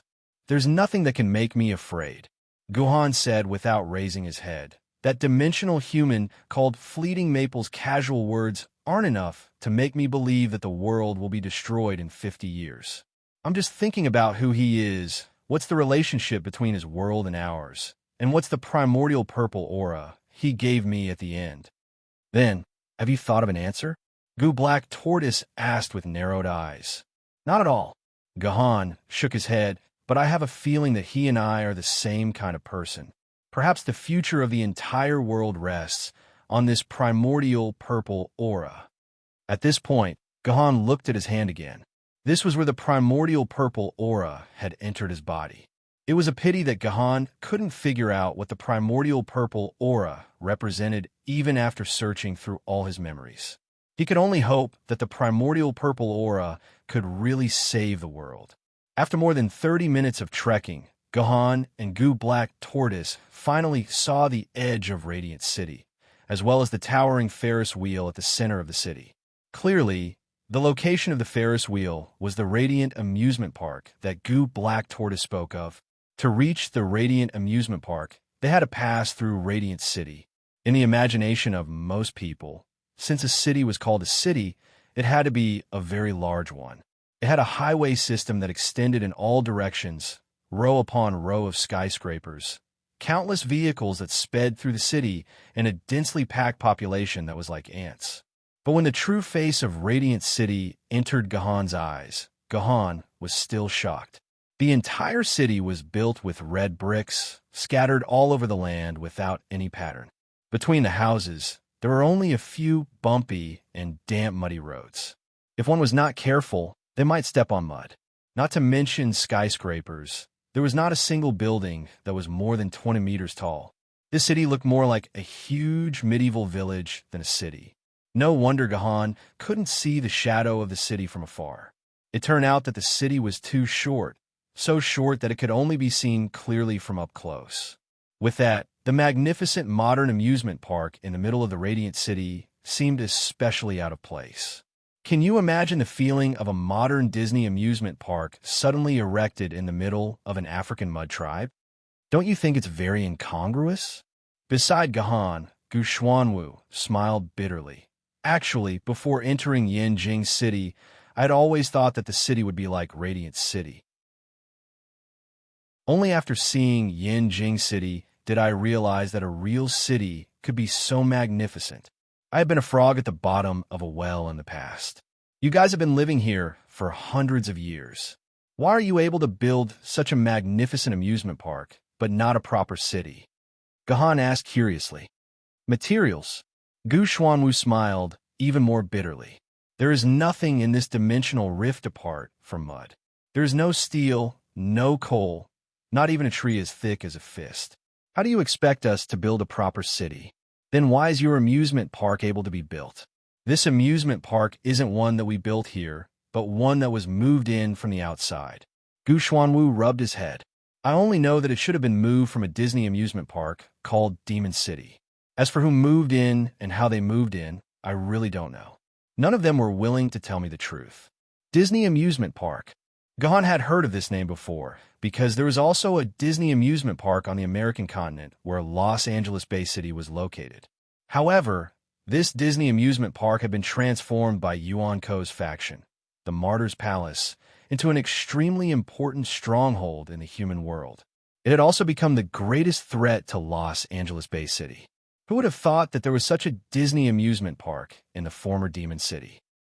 Under Gu Xuanwu's lead, Gahan finally officially entered the boundaries of Radiant City. Due to his curiosity about this city, Duyu made a fuss about coming out to see this magical place.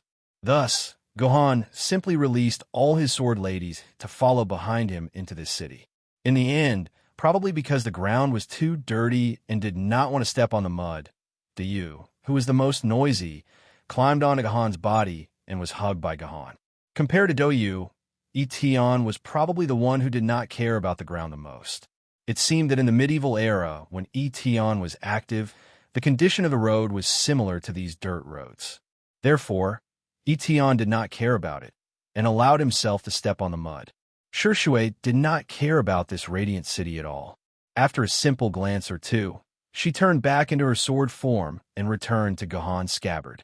Jian, on the other hand, obediently followed behind Gahan, looking like a docile little wife. However, the humans in the Radiant City gave Gahan a huge shock because the entire city was terrifyingly silent.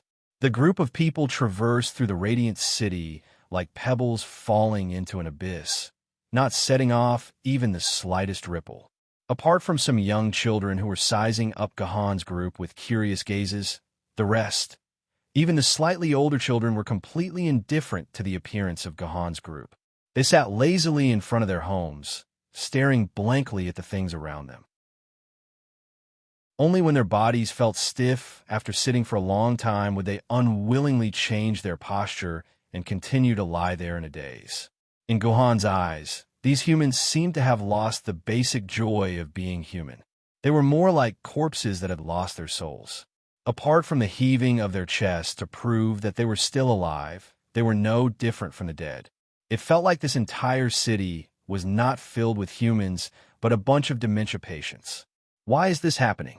It was not that Jian had never seen dementia before, but an entire city of hundreds of thousands of people had all become dementia. This was something Jian had never seen before. I don't know either. They were born like this.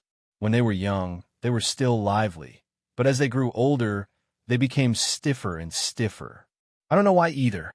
Looking at Gu Black Tortoise's expression, it seemed like she really didn't know why. Gahan could only put away the doubts in his heart and began to silently move towards the Radiant Amusement Park.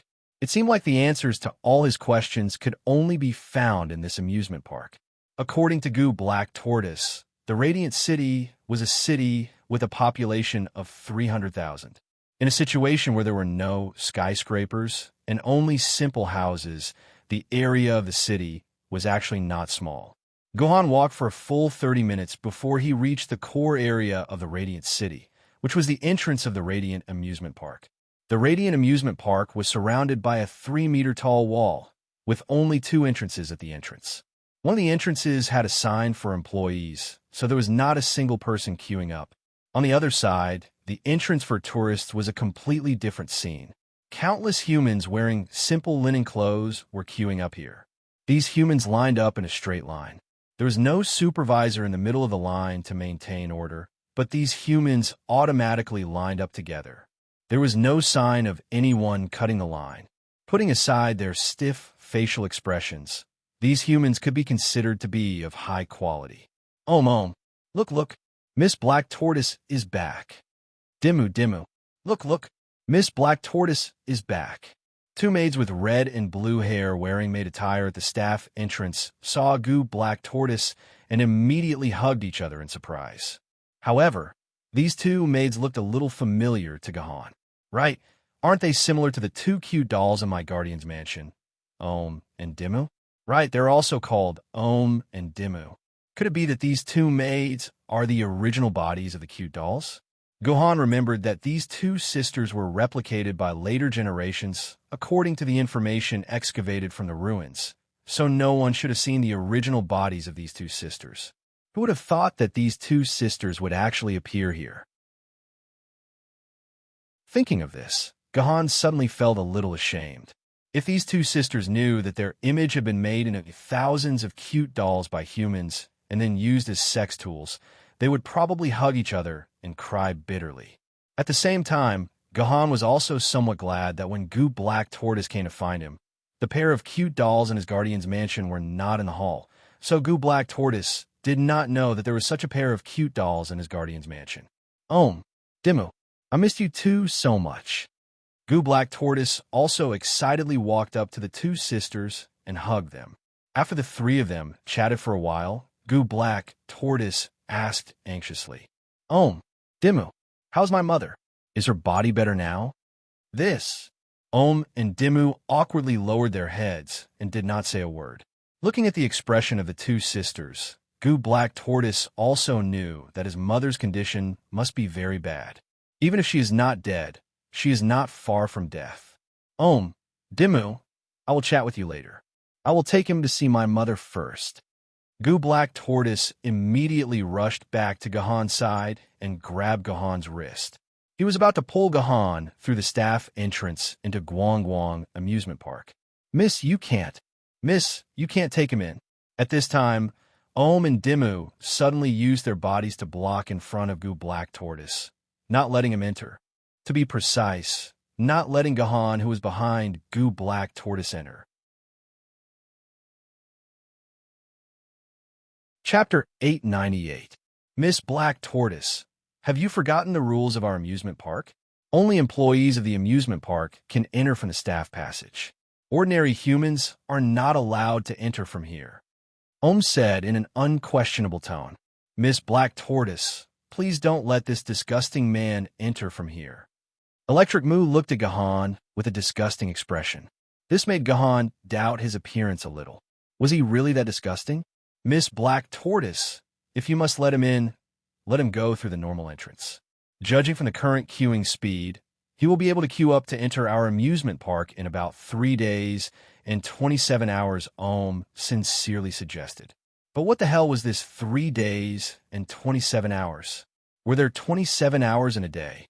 No, I don't care about the rules. I will take him in today. Goo Black Tortoise pushed and Electric Moo's shoulders and was about to forcefully pull Gohan in through the staff passage. Sister. The 4 palms of and the Electric Sisters leaned against each other, and an invisible barrier instantly blocked in front of the Goo Black Tortoise. The Goo Black Tortoise's push not only failed to push and the Electric Sisters away, but was instead bounced off by the barrier. If Gohan hadn't caught Goo Black Tortoise in time, Goo Black Tortoise would have already flown a few hundred meters away. How dare the 2 of you? How dare you use the maple leaf wall to stop me? Goo Black Tortoise's face was red with anger, but there was nothing it could do in the face of the maple leaf wall that and Electric Moo had used. What is this maple leaf wall? Gohan asked. The entire Radiance amusement park is powered by the power of the Red Maple Kingdom. As long as you hold a position in the Radiance amusement park, you can borrow the power of the Red Maple Kingdom. Now that the two sisters are in charge of the amusement park, they can naturally borrow the power of the Red Maple Kingdom to form the Maple Leaf Wall. Unless my power can surpass the power of the entire Red Maple Kingdom, I won't be able to break this wall, Black Tortoise explained. Obviously, she was not convinced that she had lost to the power of the Red Maple Kingdom. How strong is the Red Maple Kingdom? Does it have the power of an immortal sword wielder? Gohan asked again. There should be. Gu Xuanwu rubbed his head. I've never seen anyone break through the Maple Kingdom's blockade anyway. The power of an immortal sword? Gohan whispered something into Chi Dian's ear. Chi Dian nodded and took the initiative to transform into a sword, which Gohan held in his hand. Gohan eagerly looked at the wall of maple leaves erected in front of Om and the Electric Sisters. On the other hand, Gohan was very interested to see if he could break through this wall with his own strength. Om, could it be that this human wants to overestimate himself and challenge the power of the wall of maple leaves? Electro said as if he was looking at an idiot. Electrician, let's let him overestimate himself and challenge the power of the maple leaf wall. Om said confidently. Sorry to offend you. Gohan walked in front of the wall of maple leaves and slashed at the wall without thinking. To be honest, Gohan didn't use much strength in this slash. He didn't even pour the power of the stars into the sword lady's body. He just used pure physical strength to slash at the wall. Gohan's slash was only to test the strength of the wall of maple leaves. He wanted to first test the strength of the wall and find out where the weakness of the wall of maple leaves was. However, he never expected that when Gohan stabbed down, the wall of maple leaves didn't seem to exist, allowing the Chi Dian sword to pass through without any hindrance. It wasn't until the tip of the sword pierced Om's throat that Gohan reacted and hurriedly stopped the blade. Otherwise, Om's throat might have been pierced by Gohan. This scene was obviously not what Om and Electro had expected. When Gohan withdrew the Chi Dian sword, Om's body couldn't help but shiver. Only then did he realize that he was only one step away from death. Om, are you all right? You're not hurt, are you? Electro hurriedly hugged his sister and kept shaking her, causing Om's slightly heavier opium pie to ripple with a charming ripple. What the hell? Did you remove the wall of maple leaves? Gu Xuanwu hurriedly walked over and reached out to touch Om, who was in the arms of Electro. However, halfway through, his hand was blocked by an invisible wall. Strange, isn't the wall of maple leaves still here? Only then did Gu Xuanwu realize that the wall of maple leaves still existed and hadn't been turned off by Om and the Electro sisters. Electro, stop shaking me. If you shake me again, I'll really faint. Electro struggled to stand up, then stretched out his hand and touched the wall of maple leaves. After confirming that the wall of maple leaves really existed, his expression was completely confused. Om, touch me and see if I'm sleeping, Electro said. In the face of his sister's request, Om readily agreed. Then, he directly reached into Electro's maid skirt. The moment the skirt was lifted, Gohan could even see the amazing dark purple lace inside the skirt. Electro let out a delicate gasp that made one's entire body feel as if it had been electrocuted. With a little blush on her cheeks, she said, "It seems that Electro isn't asleep, but why? Why did the wall of maple leaves suddenly fail? Is the power of the Maple Kingdom in a period of weakness?" Without saying a word, Gu Xuanwu pulled out his magic bullet gun and aimed it at the wall of maple leaves. "Let me try." Bang! The muzzle of the magic bullet gun emitted a flame, and then a ripple could be seen on the surface of the wall of maple leaves. Then, Gu Xuanwu let out a blood-curdling scream, and her entire body fell to the ground like a martyr, with a dragon-toothed bullet stuck in her forehead. But don't worry, this dragon-tooth bullet was after all Gu Xuanwu's own bullet, so it was impossible for it to hurt Gu Xuanwu. Gu Xuanwu quickly pulled out the dragon-tooth bullet and awkwardly stuffed it back into his pocket. She could be considered the first person in history to be hit by her own dragon-tooth bullet. But from this point, it could be said that the power of the wall of maple leaves was still not bad. After all, the power of the dragon-tooth bullet was equivalent to the full strength of a famed sword wielder. This wall of maple leaves was able to silently reflect the dragon-tooth bullet, which was enough to show how powerful it was. That's strange. The power of the wall of maple leaves didn't change. Gu Xuanwu, Ohm, and Electro were all confused. On the other hand, Gohan seemed to understand something. Gu Xuanwu, has this wall of maple leaves been attacked by a sword maiden before? Gohan asked Gu Xuanwu. I don't know. Gu Xuanwu shrugged at first, but immediately reacted. You mean, the power of the wall of maple leaves doesn't work on sword maidens? That's impossible. Immediately refuted. Although sword maidens have never been here, the general manager said that the power of the Maple Kingdom can fight against all the powers in this world, except for the director. There are no exceptions. That's easy. Let's test it again. Gohan raised the Chi-Dian sword in his hand again and lightly poked at the wall of maple leaves. Just like before, the wall of maple leaves seemed to have disappeared, and it did not block the Chi-Dian sword at all, allowing it to pass through. This scene made the Ohm sisters' red and blue eyes almost pop out of their sockets. Electro even muttered to himself, could it be that the power of a sword maiden can really ignore the power of the Maple Kingdom? I want to try it too. Doyu, who had been watching from the side, immediately felt an itch in her heart. After all, she was still a naughty child, and she had no resistance to interesting things. Naturally, she wanted to try it herself. So, Doyu held the hilt of her Doyu sword with both hands and used all her strength to poke at the wall of maple leaves. Aya F***CK. The tip of Doyu's sword hit the wall of maple leaves, and it instantly bent due to Doyu's strength. Then, the wall of maple leaves trembled like a heart, and Doyu's sword instantly straightened. Doyu's body flew into the air like a stone shot from a slingshot. After drawing a beautiful curve in the air, she fell heavily to the ground. Ouch, ouch, ouch. Doyu rubbed her little butt and staggered back, glaring at Gohan with eyes full of grievance.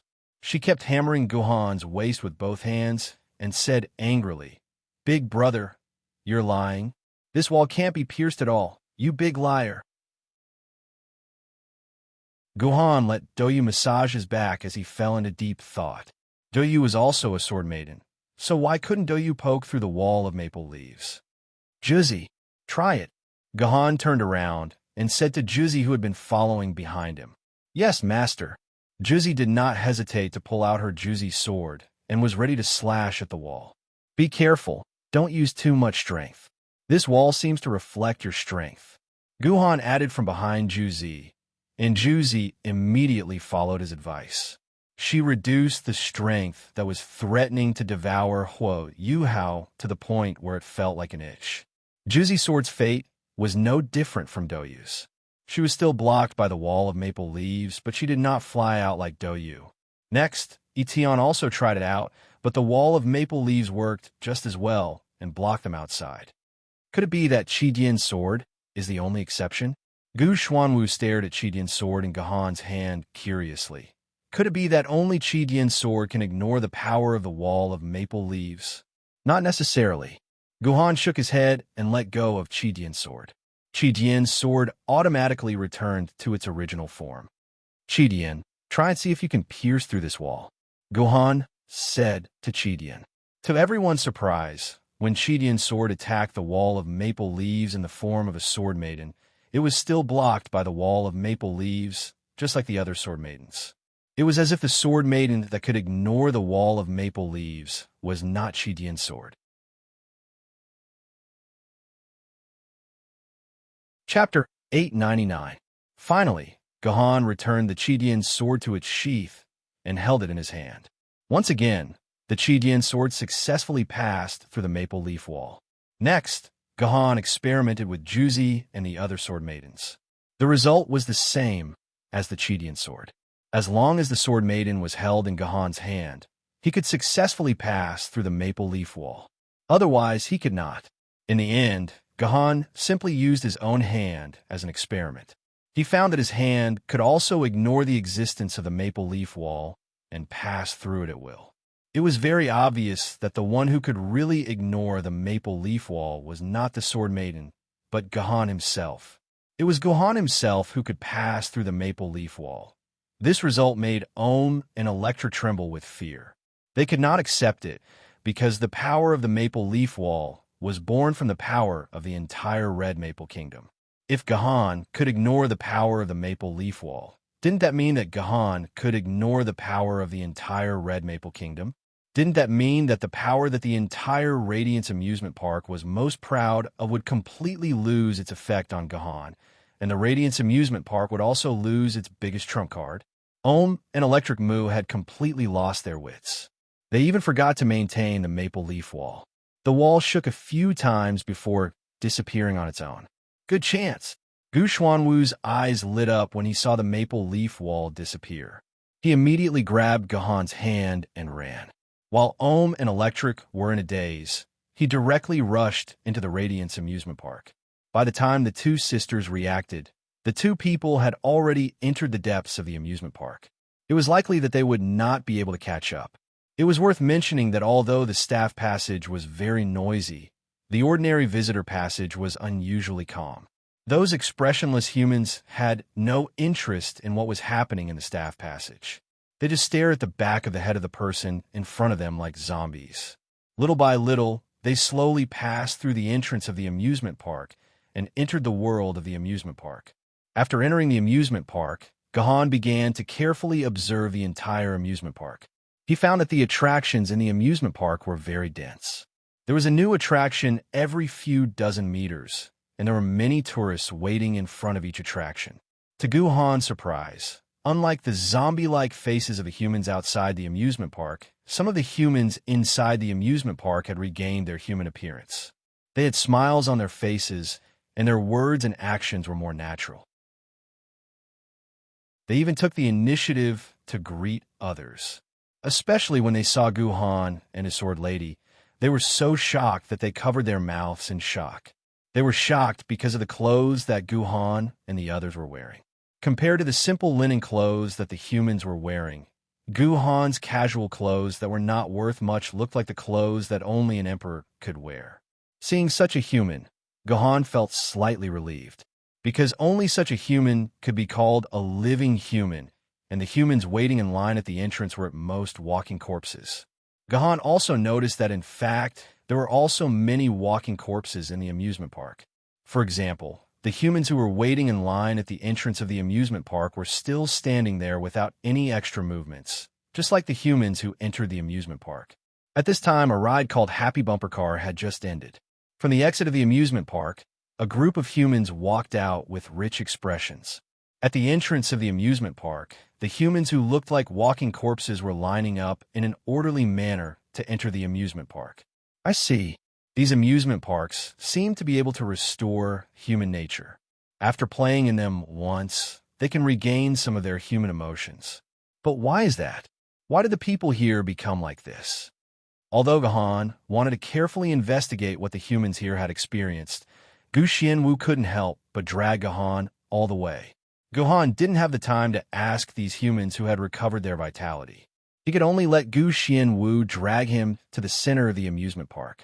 Finally, they arrive at the entrance of a gorgeous medieval castle. This gorgeous medieval castle was located in the heart of Radiance Amusement Park. The castle's gate was written with the words, Red Maple Kingdom. Combined with the fact that Ohm and Electric had mentioned that the power of the wall of maple leaves originated from the Red Maple Kingdom, Gahan was almost certain that this castle was the core power of the entire Radiance Amusement Park. The power of the entire Radiance Amusement Park probably came from this castle. Io, isn't this our Miss Black Tortoise? Why, did you finally remember your pitiful mother? At the gate of the Red Maple Kingdom, a young girl wearing a red and black Gothic dress walked out. Her long black hair was tied into 2 braids that fell to her shoulders. Her slender limbs made people feel as if they would break with a little force. Her waterfall-like bangs covered the left half of her astonishingly beautiful face. On the other side of her face was a right eye that was as deep as a black hole, and her lips that were as tender as cherry blossoms. Such beauty was filled with a devilish charm that could capture a man with just a glance. Her skin was as white and smooth as pearls. Aunt Kwong San. Gu Xianwu, who had always been willful, shrank to the side like a quail when he saw Aunt Kwong San. Looking at her timid appearance, it was hard to believe that this was the same Gu Xianwu from Gohan's memory. I said it before, if you dare to call me Aunt again, I will personally kill your future. Aunt Kwong San's voice was not loud, and there was not much of a fierce aura, but it scared Gu Xianwu so much that he hid behind Gohan. Even if he couldn't see Gu Xianwu's appearance behind him, Gohan could feel through the air that Gu Xianwu's body was trembling. Is this the father you found? Aunt Kwong San turned her attention to Gohan and looked at Gohan with a gaze that was filled with meat. Yes, a gaze that was filled with meat. Gohan felt that in this young girl's eyes, he was like a piece of fat meat. Hee. Kwong San suddenly laughed. You're very good. Do you want to come to my room tonight to play? I have a lot of fun ways. After saying that, Kwong San put her finger in her mouth, and her nimble little tongue slightly touched the tip of her finger. The finger that was stained with a little bit of sparkling and translucent water droplets stretched towards Gohan's lips. Gohan was not interested in exchanging saliva with Kwong San. His body leaned to the left and easily avoided Kwong San's finger. Hateful. A man who doesn't know how to be funny. Seeing that her attack had missed, Kwong San was stunned for a moment, and then restored her charming smile and twisted her perfect body to leave. I didn't expect to meet Aunt Kwong San. It really scared me to death. Seeing that Kwong San had left, Gu Xianwu immediately jumped out from behind Gohan, as if he had been granted amnesty. With just a few moves, Gu Xianwu's forehead actually had a lot of sweat. Why are you so afraid of her? Gohan asked, puzzled. She is the deputy general manager of the amusement park and the famous big devil in the amusement park. I'm still okay. Some guys in the amusement park will be scared to the point of peeing their pants when they see her. I'm different, except for the first time when I saw her pee her pants when I was a child. I never pee my pants again, Gu Xianwu said proudly. So you also peed your pants before? Gohan smiled and took the lead to walk into the Red Maple Kingdom. Ha! Gu Xianwu slapped his own face and muttered, What the hell? Why did I tell him this? Although from the outside, one could tell that the castle of the Red Maple Kingdom was very big. However, walking into the castle, one could still feel a sense of shock. The first floor of the castle was actually a hall without any rooms. There wasn't even a load-bearing pillar. From an architectural point of view, it was impossible to rely on the outside wall of the building to support the weight of a castle. Of course, this was a world full of unscientific power, so having an unscientific castle was not a big deal. I'm finally back. Gu Xianwu followed closely into the castle. Ever since she was young, this was the first time she had left home for such a long time, and it was natural for her to have some feelings of homecoming. Follow me. Under Gu Xianwu's lead, they quietly walked to the center of the hall on the first floor of the castle. Then, Gu Xianwu squatted down and drew a special symbol on the ground. The ground under Gohan's feet began to shake, and then it began to rise like a stage lift. On the other hand, a hole that matched the lift opened on the ceiling of the first floor. So this castle used such a special method to reach the second floor. No wonder Gohan didn't see any stairs or elevators on the first floor. After entering the second floor, the castle returned to its normal style, and there were many doors on both sides of the long corridor. However, these doors didn't have any annotations like laundry room, general manager's office, or master bedroom, so Gohan didn't know what these rooms were used for. He could only follow Gu Xianwu's footsteps and finally stopped in front of an ordinary door that was no different from the other doors. Standing at the door, Gu Xianwu took a deep breath, and after hesitating for a long time, he finally knocked on the door. With a squeak, the door opened automatically.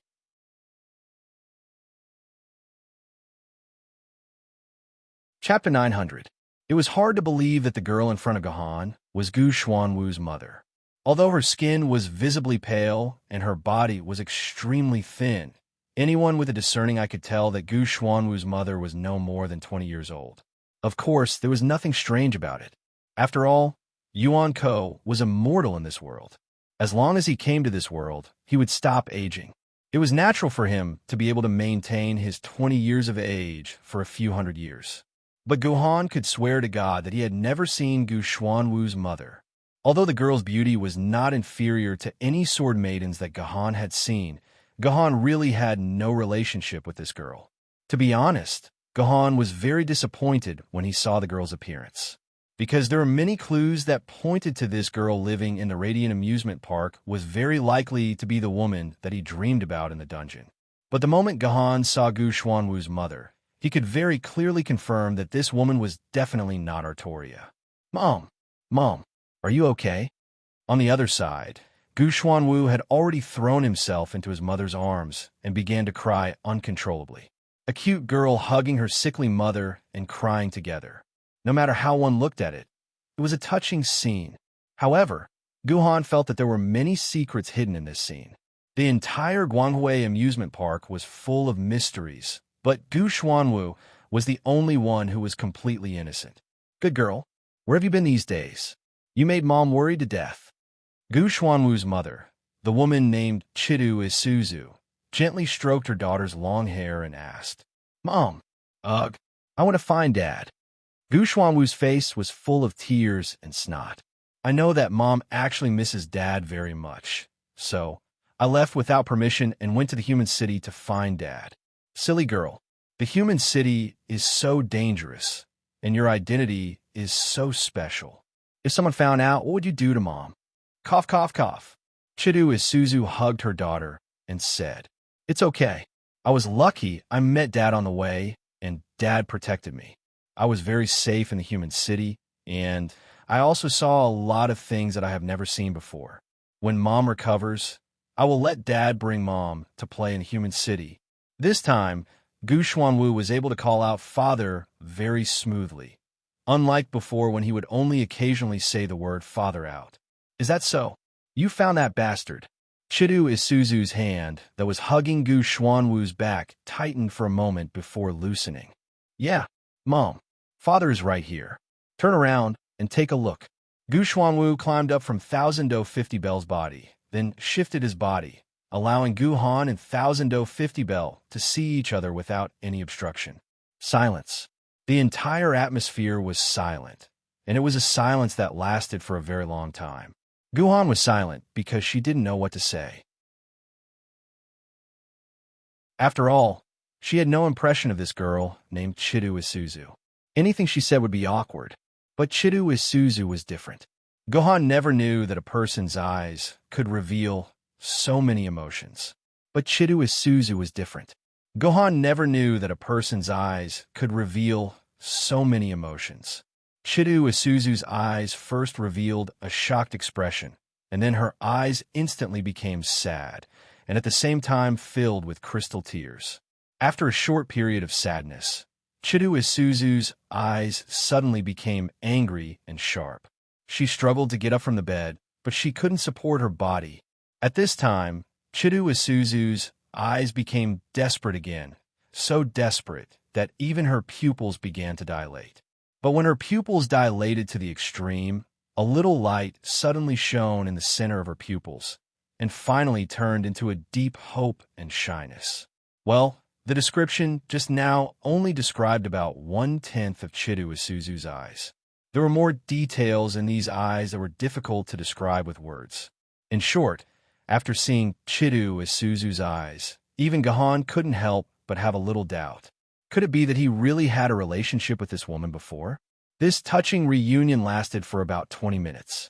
Finally, Chidu Isuzu's eyes calmed down, and she opened her mouth and said in a hoarse voice, "Are you hungry? I'll cook for you." Look, what warm and touching words. It was as if hundreds of years of sorrow, resentment, love, and hatred were all condensed into these words. Hearing this sentence, Gohan couldn't help but tremble, let alone Gu Xuanwu. Hearing his mother's words, Gu Xuanwu finally confirmed that Guhan was indeed his father. His mother and Guhan did have a touching love story. Mom, Wu, Black Tortoise finally has a father. Black Tortoise is finally not a child without a father. Gu Xuanwu once again fell into Chidu Isuzu's arms, and his wet little face rubbed against Chidu Isuzu's plump and perky European pie. Okay. It's all in the past. These things are not something you, a child, should worry about.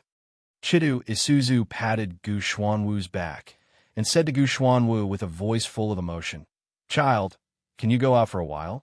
Mom has something to say to him." Gu Xuanwu nodded vigorously and then climbed up from Chidu Isuzu's body and prepared to leave the room. But when leaving the room, Gu Xuanwu whispered in Gahan's ear, "Don't make my mother angry, or I won't let you go. Sit." Chidu Isuzu waved her hand, and a rather luxurious goose feather chair appeared under Gahan's buttocks. Gahan didn't stand on ceremony and directly sat down. "I didn't think you still have the face to come back to see me." Chidu Isuzu's pair of beautiful eyes firmly stared at Gahan. "Although I already knew that we would meet again one day, I didn't think it would be at this time. First of all, I have to admit, Miss Isuzu, your acting skills are very superb. I almost believe that I had a past with you that no one knows." Gohan shrugged his shoulders. "But don't you think your performance is a little too much? It feels like those old monsters who have studied in the performance school for decades." "Is that so? After so many years, you still don't want to admit that I'm your woman?"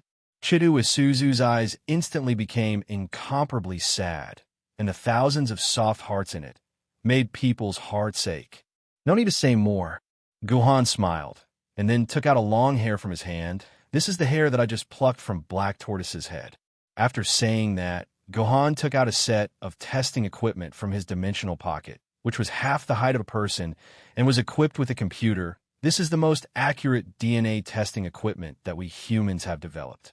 If Black Tortoise is really your daughter, why don't you take out a hair and send it to me?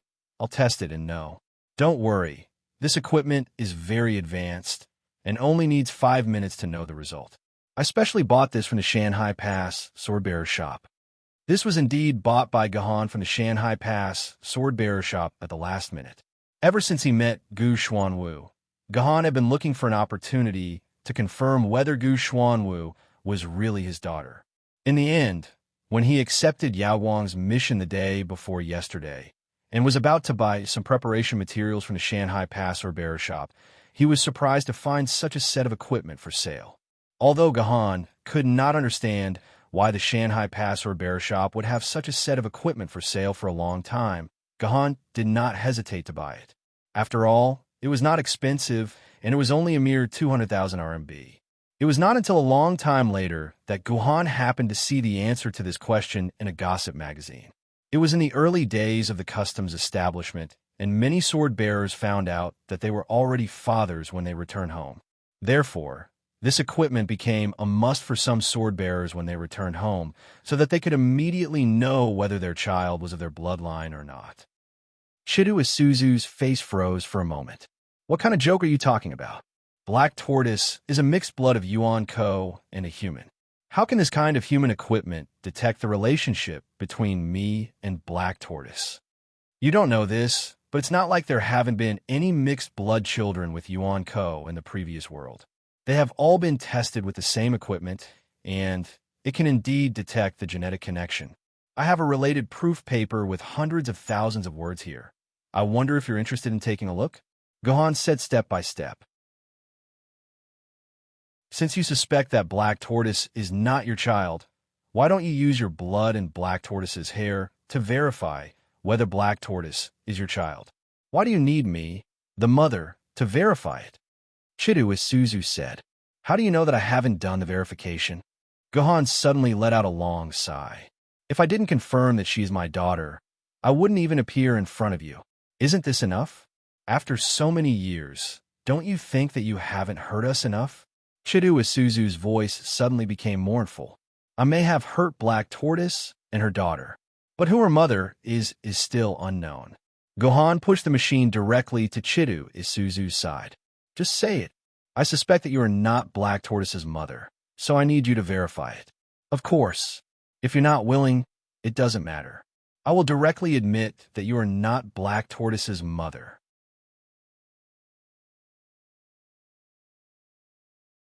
Chapter 901. Forget it. You win. I didn't expect to deceive you in the first place. Chidu Isuzu's entire body softened. But as long as you believe that Black Tortoise is your child, that's enough. Who is Black Tortoise's real mother? With a wave of his hand, Gahan put the machine in front of him back into his dimensional pocket. Although Gahan had already confirmed that Gu Xuanwu was his daughter, and Chidu Isuzu also admitted that she was not Gu Xuanwu's mother, there was a bigger problem in front of Gahan. That was, who was Gu Xuanwu's real mother? I think you've already guessed it, right? After all, you came in from the entrance of the Norland Plains. Since you can unlock the opening rune there, you should have vaguely guessed who Black Tortoise's mother is. Chidu Isuzu looked at Gahan with a playful expression. How is this possible? How could it be her? Gahan murmured. Since when did His Majesty Gahan doubt his own conclusions? Haven't you always been extremely confident? Chidu Isuzu sneered. It's just as you guessed. Black Tortoise is the child of you and Director Artoria. In a simple and unpretentious manner, Chindo 52 Bells had revealed the truth of the matter. In fact, Gahan had already begun to guess that Gu Xuanwu's mother was Artoria. The reason was simple. This was purely based on appearance. Gu Xuanwu's face had the characteristics of both Gahan and Artoria. At first glance, Gahan felt that Gu Xuanwu was very similar to Artoria. Otherwise, why did you think Gahan only saw the scene of Gu Xuanwu and the angel fighting? The angel also made it very clear that as long as Gahan did not intervene in the battlefield, the angel would not attack Gahan. In addition, humans and angels were wary of each other. There was no reason for Gahan to risk destroying the relationship between humans and angels to save Yuan Ko's life. Where's Artoria? I have something to ask her. Gahan took a deep breath and said. Questions popped up one after another. After solving the question of who Gu Xuanwu's mother was, a new question popped up. When exactly did he have a relationship with Artoria? In any case, it was absolutely impossible for the relationship to have occurred in the 18 years of Gahan's life. What was even more ridiculous was that the relationship between Gahan and Artoria only existed in the game's dungeon. They had never even met in real life. To Artoria, Gahan was just a stranger. How could Gahan and Artoria have a daughter like Gu Xuanwu? Could it be that Artoria was the one who took the first kill a few months ago? Gahan couldn't help but think of the unsolved case that happened in Fort Yuyang. Until now, Gahan still hadn't figured out who had killed him in real life. Are you sure you really want to know the answer to this question? Thousand-O Isuzu smiled slightly. Have you forgotten that someone once told you to never have any ideas about Miss Artoria before you become a sword wielder of the immortal sword tier? Don't even try to find out anything related to her. You know I Ching? Gahan's eyes narrowed into slits. He didn't expect Thousand-O Isuzu to not only know about the past between him and Artoria, but also I Ching. He even knew what I Ching had said to him in the game dungeon. Who was this Thousand-O Isuzu? What was his relationship with himself, Artoria, and I Ching? Not only do we know each other, but we are also very good friends. At this point, Thousand-O Isuzu revealed a lingering look.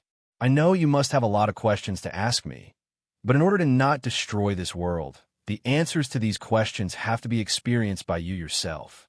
I can't answer you. Gahan was slightly disappointed.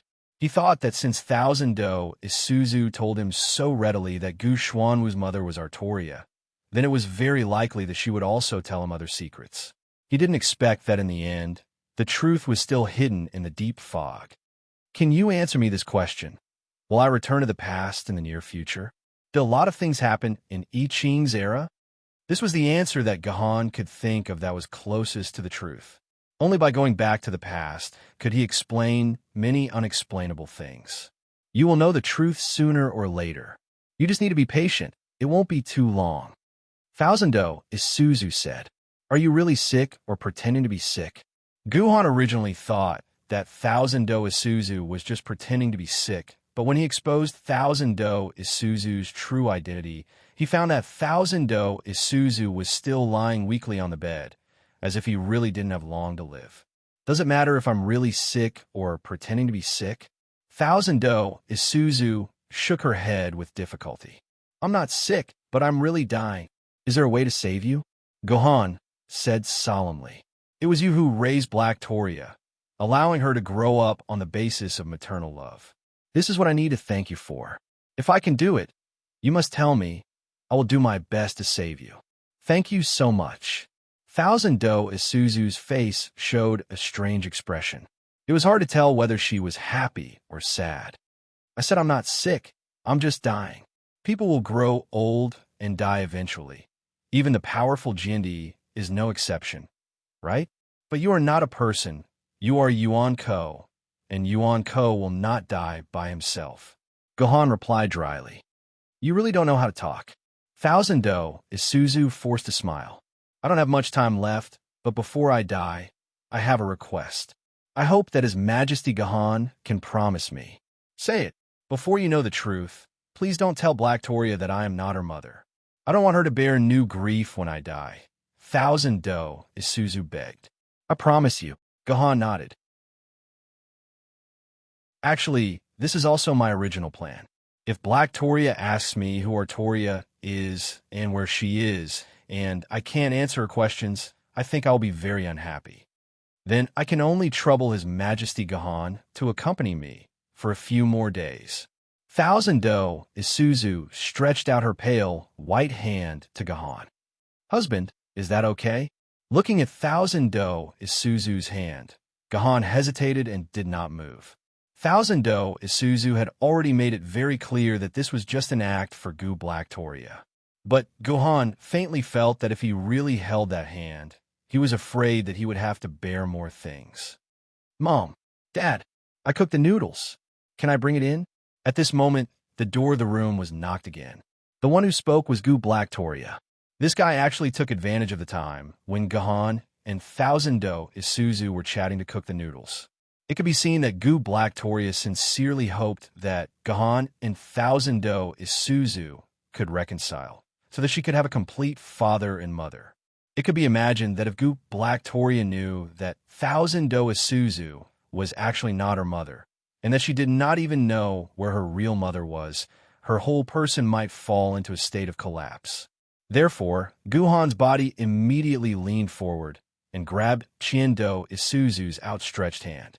At this moment, the door was also opened, and Gu Black Toria, who was carrying a large pot of steaming noodles, was surprised to see his father holding his mother's hand. Hot tears immediately flowed out his eyes and dripped into the bowl of noodles. Mom, this is the noodles that your daughter personally cooked. At least have a bite. Gu Black Toria, with a face full of smiles and tears, walked to Thousand Do Isuzu's side with the noodles. You bastard. Hurry up and let go of your stinky hand. What are you doing holding it for?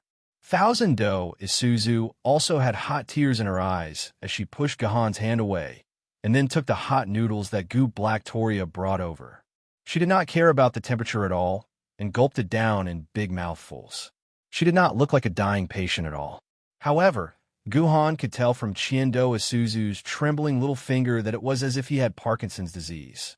Do Isuzu must have forcefully endured the pain to make such a healthy state, in order to make Gu Xuanwu feel at ease. You mother and daughter can chat. I'm going out for a walk. After saying that, Gohan directly got up and prepared to leave. Dad, can you leave after eating the noodles? This is the noodles that your daughter personally cooked. Gu Black Toria grabbed onto Gohan's clothes and said with a face full of expectation. Just one bowl. Gohan sighed. Gu Black Toria brought 3 bowls over, and it was obvious that he had already counted Gohan's portion. As he ate the bowl of steaming hot noodles, Gohan's heart was extremely complicated. A few months ago, he was only a child who was not even 18 years old. But now, he actually had a daughter, and it was a daughter who was the same age as him. But this daughter was also his own, and this was a responsibility that he could not escape from. If it was just a biological daughter, it would be fine, But Gu Blacktoria had connections with Thousand Do, Isuzu, Artoria, and even I Ching, coupled with the fact that he had heard from Fleeting Maple about the end of the human race. All of these things were like a huge quilt pressing down on Gohan's body, causing Gohan to feel a faint feeling of suffocation. Gu Blacktoria's noodles are quite delicious. Gohan ate the entire bowl of noodles in one go.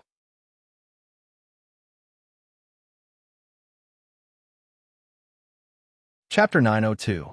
Gohan was arranged to stay in a room on the third floor of the Maple Kingdom, while Gu Xuanwu was whispering to his mother in the Thousand Do 50 Bells room. It was rare for Gohan to have some peace and quiet to rest for a while. In order to search for Ashima, Gohan had not slept for 2 days. Gohan, who was physically and mentally exhausted, slept until he woke up naturally. Only then did he realize that it was pitch black outside the window. Only the Radiance Amusement Park's Ferris wheel was still emitting a colorful light. Perhaps now was the best time to understand this amusement park. With this thought in mind, Gohan got up and left the room. He glanced at Ashima, who was in the medical bay, and saw that she was still in a deep state of treatment. He felt slightly strange. This was a medical bay of the sword and fairy grade. Even if she was injured to the point where only her head was left, it would not take more than 12 hours for her to fully recover. Although Ashima had been in the medical bay for 10 hours, there was still some distance from 12 hours. However, Ashima only had some blood loss injuries. In theory, she would only need half an hour to fully recover. Could it be that Ashima still had some hidden injuries? Gohan shook his head. He looked at his sword lady and saw that the 2 cute Lolas were still in a sweet dream. Chidian was also sleeping soundly on the chair. Itian was nowhere to be seen, and Shui had not even come out of her scabbard. Only Jizzy followed closely behind Gohan the moment he woke up, looking like a loyal and reliable maid. Let's go out for a walk. Gohan placed his hand on Juzzy's sword hilt, and Juzzy instantly transformed into her sword form. Gohan used Juzzy's strengthened body to directly jump out of the window and landed steadily on the ground. This was indeed the fastest way to leave the Maple Kingdom's castle. In the middle of the night, most of the attractions in Guanghui Amusement Park would not be open to the public. The crowds of people had also disappeared without a trace. Only the lights on the Ferris wheel faintly illuminated this strange world. At the same time, Gohan also sensed Etienne's location. She was strolling in a lush forest in the northeast of the amusement park. Gohan guessed that she was currently in a drunken state and did not bother to care about her anymore.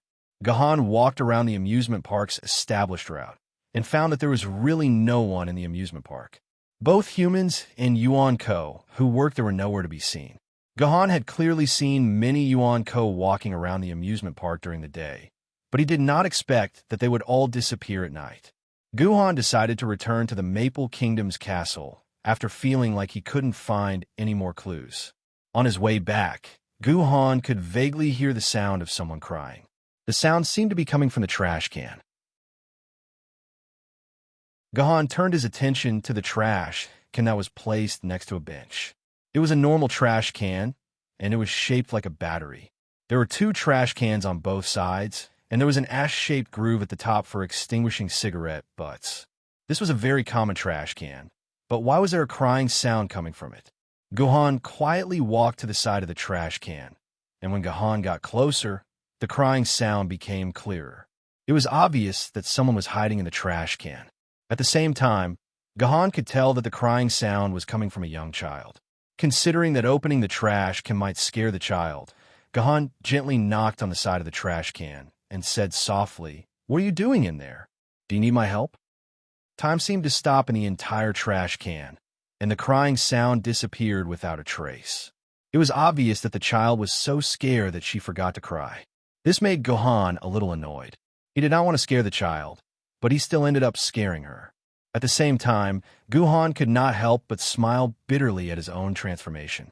Ever since he admitted that Gu Xuanwu was his daughter, Gohan realized that it was getting harder and harder to control his heart. Sometimes, even if he wanted to harden his heart, he would not be able to do so. The cold and dark Guhan of the past had completely bid farewell to this world. Are you here to take me out? After a while, the child in the trash can asked weakly. No, I'm here to help you. If you trust me, Guhan said softly. Okay, I trust you. The child in the trash can mustered up her courage and said. So, Gahan directly opened the trash can, reached into it, and pulled out a little Loli. This was a very young Loli, and she seemed to be a little younger than Ching Pin. Otherwise, she would not be able to hide in such a small trash can. She was different from Poor or Doyu, whose skin was so delicate that it could drip water. This Loli's skin was very dry, and there were even signs of peeling at such a young age. In terms of skin, it was not an exaggeration to say that this was the skin of a 40-year-old woman. But in reality, this Loli looked like she was only 4 or 5 years old. Other than her skin, in terms of appearance and cuteness, this Loli could not be compared to Ching Pin and Doyu. The only thing that could be compared to them was her pair of big round eyes. She was like a girl that only existed in anime, abnormally bright and cute, reflecting light in the dark. This little Loli was wearing a linen shirt that covered her from neck to ankles. The bottom part of the shirt was smooth. For a child of 4 or 5 years old, this shirt was obviously too thin, especially on such a cold night. When Gahan carried this Loli, he could feel that her skin was constantly shivering because of the cold.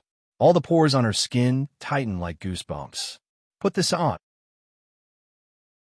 Gahan took out a set of crocodile clothes that Ching Pin wore from his dimensional pocket.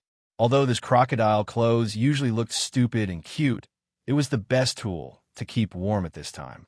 The little Loli could not refuse, so Gahan directly tore off her clothes and put on a baby's underwear. Finally, he stuffed her into the crocodile clothes. Although at first she was afraid of Guhan's forceful tearing of her clothes and cried in panic. When the underwear was worn on her body, a soft touch that she had never felt before made the little Loli fall into an unprecedented happiness. In her short life, she had never worn cotton underwear that was as gentle as a mother's hand.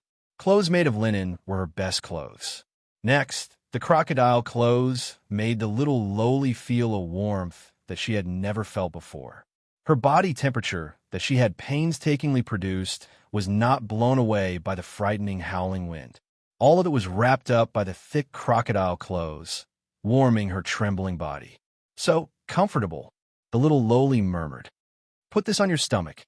Guhan then stuffed a Ching Pin's personal heat pad into the little Loli's crocodile clothes. Such comfortable warmth almost made the little Loli fall asleep. Thank you, Big Brother. Big Brother, you're the best. The little crocodile suddenly turned her head and used her wet lips to kiss Gahan's face before shyly shrinking back. What's your name? Gahan asked. Name? What's the meaning of a name?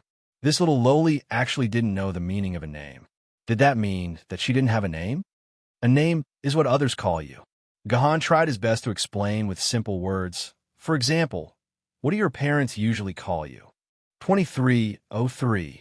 The little Loli pondered for a while before seriously telling Gahan, they usually call me 2303.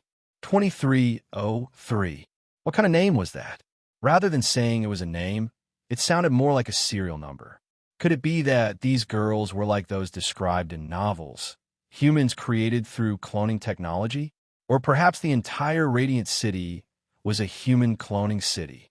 Was that why the people here were like walking corpses without their own intelligence? Gahan couldn't help making all sorts of guesses in his heart. It sounded more reliable. My mother said that I'm the 23rd generation of humans, the third child in my family. That's why I'm called 2303. My mother is 2201, my father is 2202, and everyone else has the same name. The little Loli continued. However, such an explanation made Guhan feel more and more curious about this Radiant City. Putting aside the strange matter of using numbers to name people, using 22, 23, and so on to differentiate one's seniority made sense in terms of logic. However, if it was purely based on the number of children in the family, then wouldn't this Radiant City be in a complete mess of logic? There was a limit to the number of children a couple could have in their lifetime, and most families would have 5 or less children. Radiant City was a city with a population of 300,000. That meant that there were at least 50,000 households. If these households were to be named according to this logic, then the Radiant City wouldn't be able to survive. If these families were named according to this logic, then let's not talk about others. There were at least 50,000 children named 2301 in this city. 2,201's parents, 2,101's grandparents. If everyone had the same name, then what was the point of having a name? However, the little lowly in Gohan's embrace was, after all, just a 4-year-old child. When Gohan asked a slightly more profound question, the little lowly revealed an ignorant expression. She only knew that her parents called her that, and she didn't care about anything else. Helpless, Gohan could only temporarily give up on asking her this question, and instead asked her why she was in the rubbish bin. "I don't want to go home." Hearing this question, the little lowly's mood instantly fell. A 4-year-old lowly was already thinking of running away from home.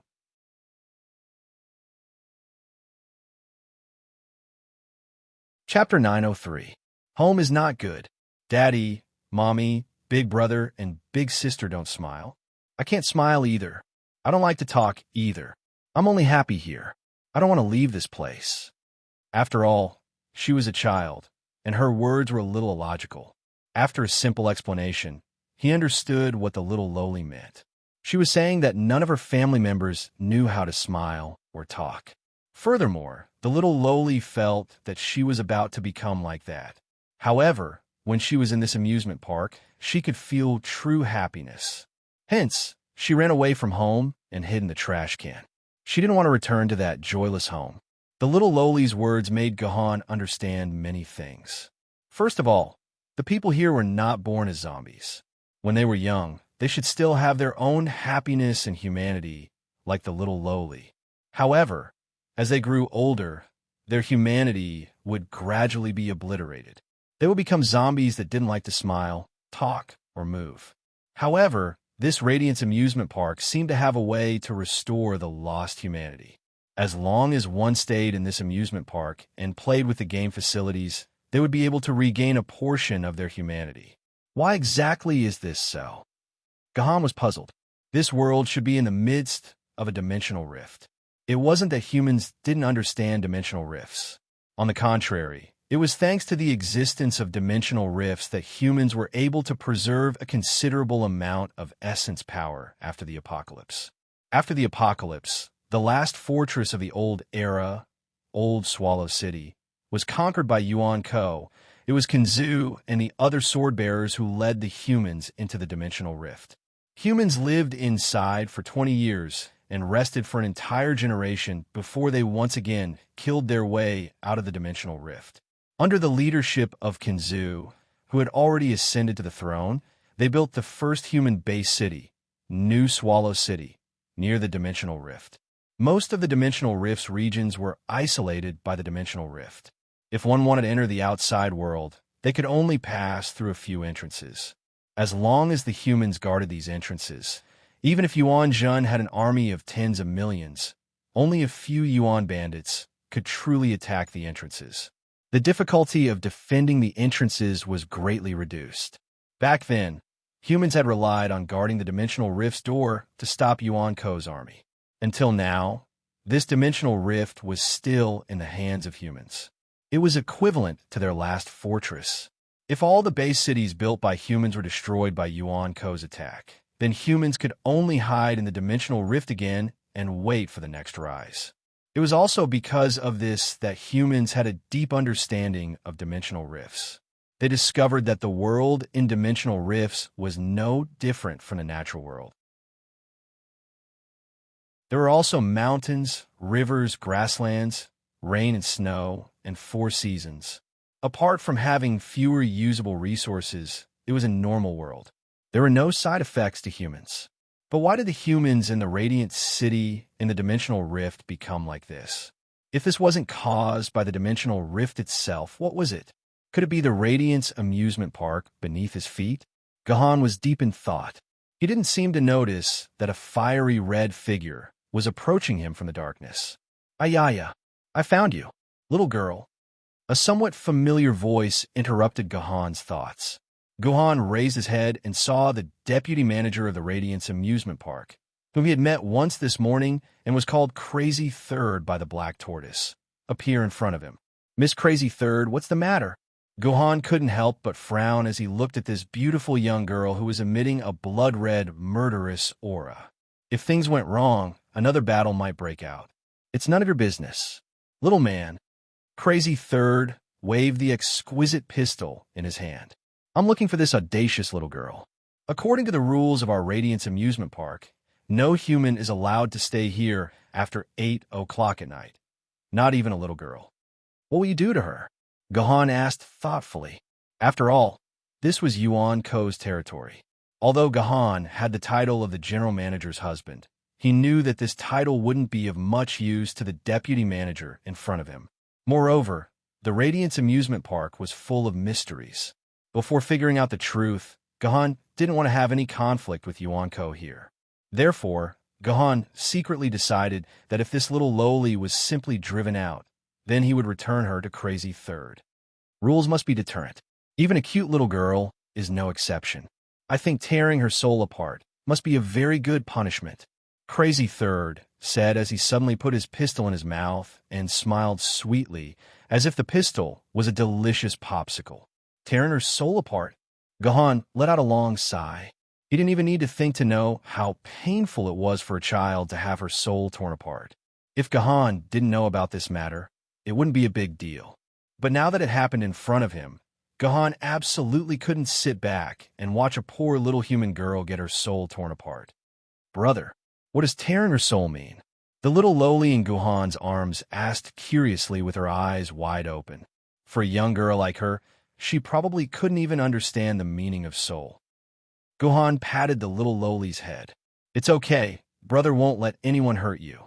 Miss Crazy Third, please give me some face and let this child go. Gahan said dryly. There was a hint of pleading in his tone. This was the first time Gahan showed such a tone to Yuan Ko. Oh, then, let's see if Mr. Gahan has the ability to move my heart. Crazy Third grinned, but at this moment, she raised her pistol and aimed at Gahan. Gahan's eyes had long been fixed on Crazy Third. The other party's sudden attack was also within Gahan's expectations. The only thing that Gahan didn't expect was that the angle of this shot seemed to be a bit skewed. It was impossible to hit his body. Could it be that this Yuan Ko, named Crazy Third, was actually a terrible marksman? Not good. Her target is the child. It wasn't until the bullet was halfway through its flight that Gahan suddenly discovered that the real target of this Crazy Third was not him, but the little lowly in his arms. It was too late for Gahan to dodge in an instant. He could only move back slightly and block the bullet with his arm. The bullet hit Gahan's personal shield. After a burst of violent sparks, it lost the power to move forward and dripped at Gahan's feet. What surprised Gahan was that this bullet actually destroyed 15% of Gahan's personal shield's energy. At this time, Gahan's personal shield came from the Juzi sword. In terms of shield strength alone, it was not weaker than a top-notch famed sword-level sword wielder. This girl's subsequent ordinary shot had destroyed 15% of Juzi sword Gahan's personal shield's energy. Such power was definitely not the power that dragon-level Yuan Ko should have. This Crazy Third's level was at least meteor-level Yuan Ko's strength, which was equivalent to the strength of those great wizards in Shanghai Pass.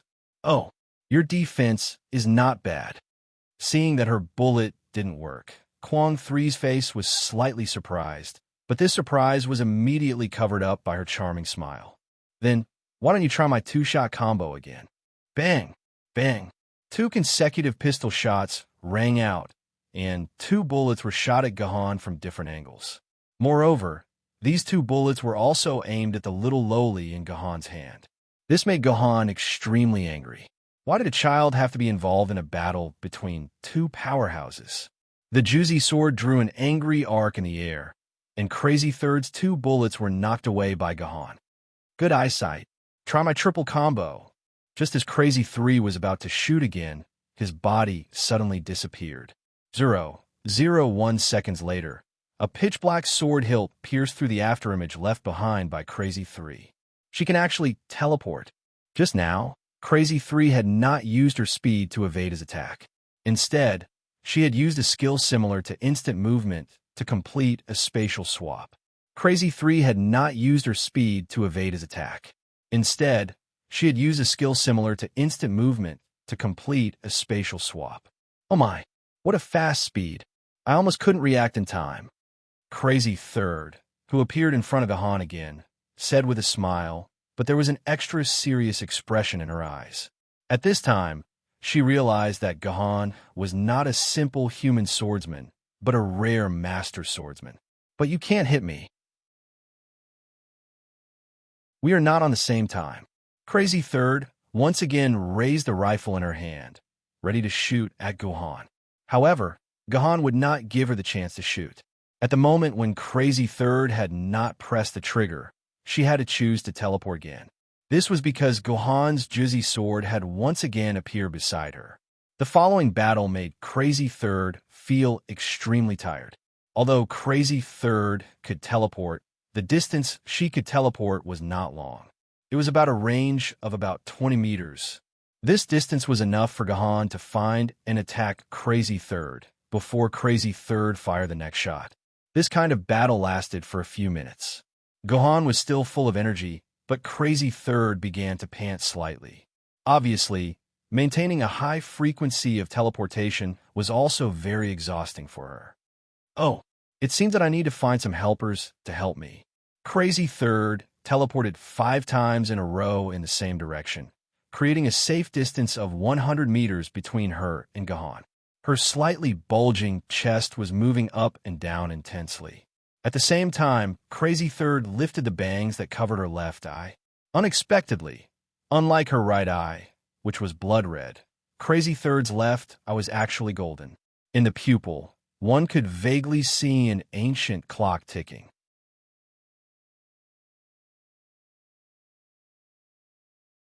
Chapter 904. Carving Emperor. The clock in Kwang 3's left eye began to spin crazily, and her shadow continued to elongate. There seemed to be something brewing in this shadow. Finally, a girl came out of Kwang 3's shadow, and this girl was exactly the same as Kwang 3. Whether it was clothes or appearance, everything was exactly the same, and there was no difference at all. And it wasn't just one. More clones came out of Kwang 3's shadow one after another. Finally, a total of 8 clones appeared around Gahan, surrounding Gahan. Hee, can you block so many bullets?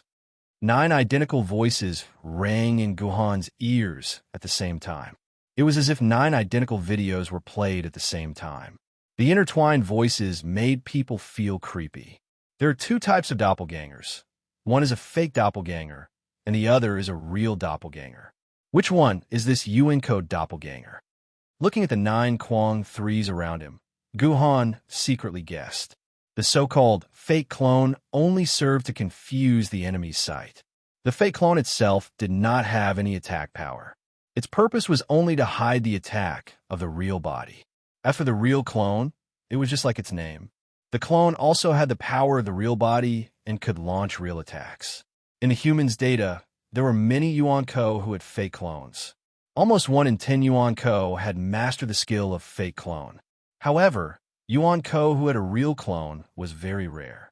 Only the top Yuan-Ko could master such a terrifying skill.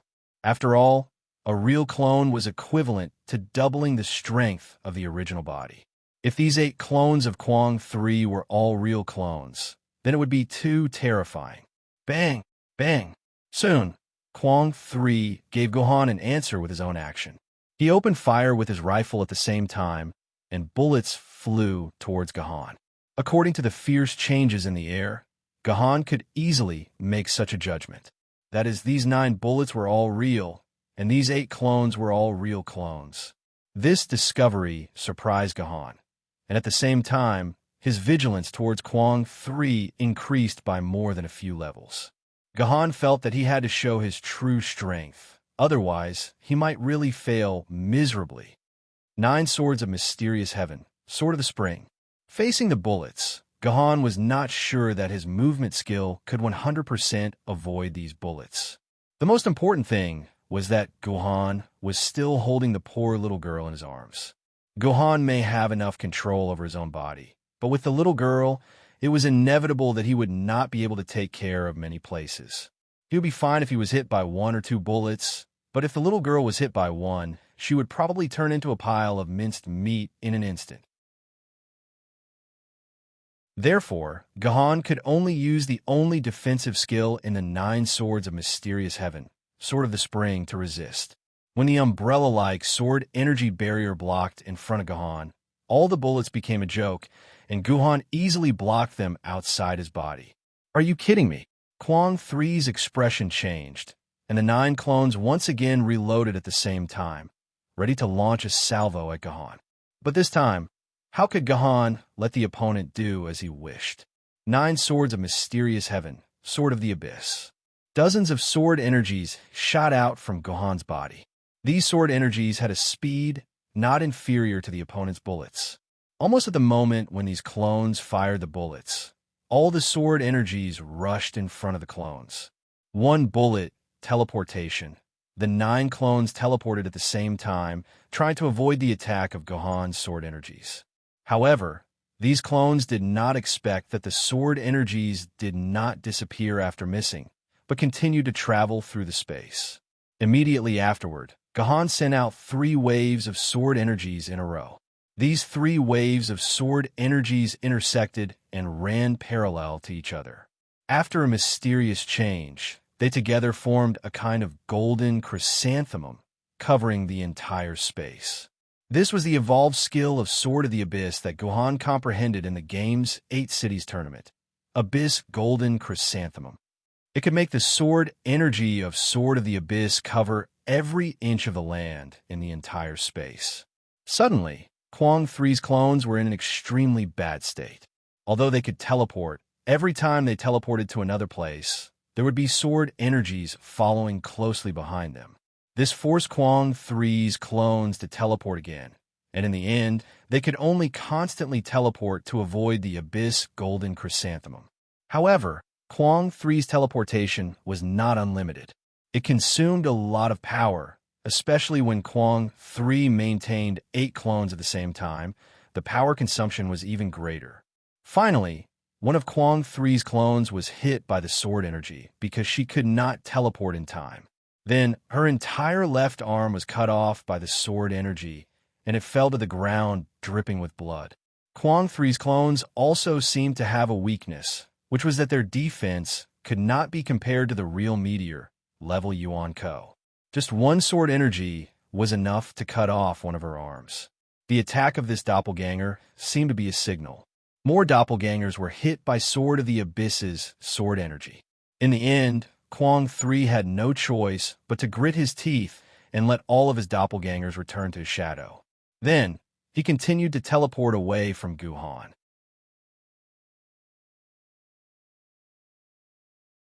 Seeing that his opponent was out of the attack range of the Abyss Golden Chrysanthemum, Gahan's heart skipped a beat, and all the sword energy slowly dissipated, as if the Golden Chrysanthemum just now did not exist.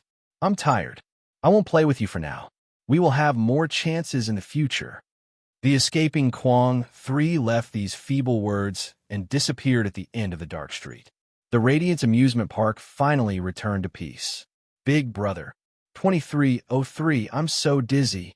Because he was afraid that Kwang 3 would secretly kill the little lowly in his arms. Gahan had been protecting the little lowly in his arms. But this way, the little lowly would have to withstand Gahan's terrifying movement speed. To be honest, the little lowly feeling a little dizzy was already the best result. If it were someone with a weaker physique, they would probably be foaming at the mouth due to the chaos of the pituitary gland.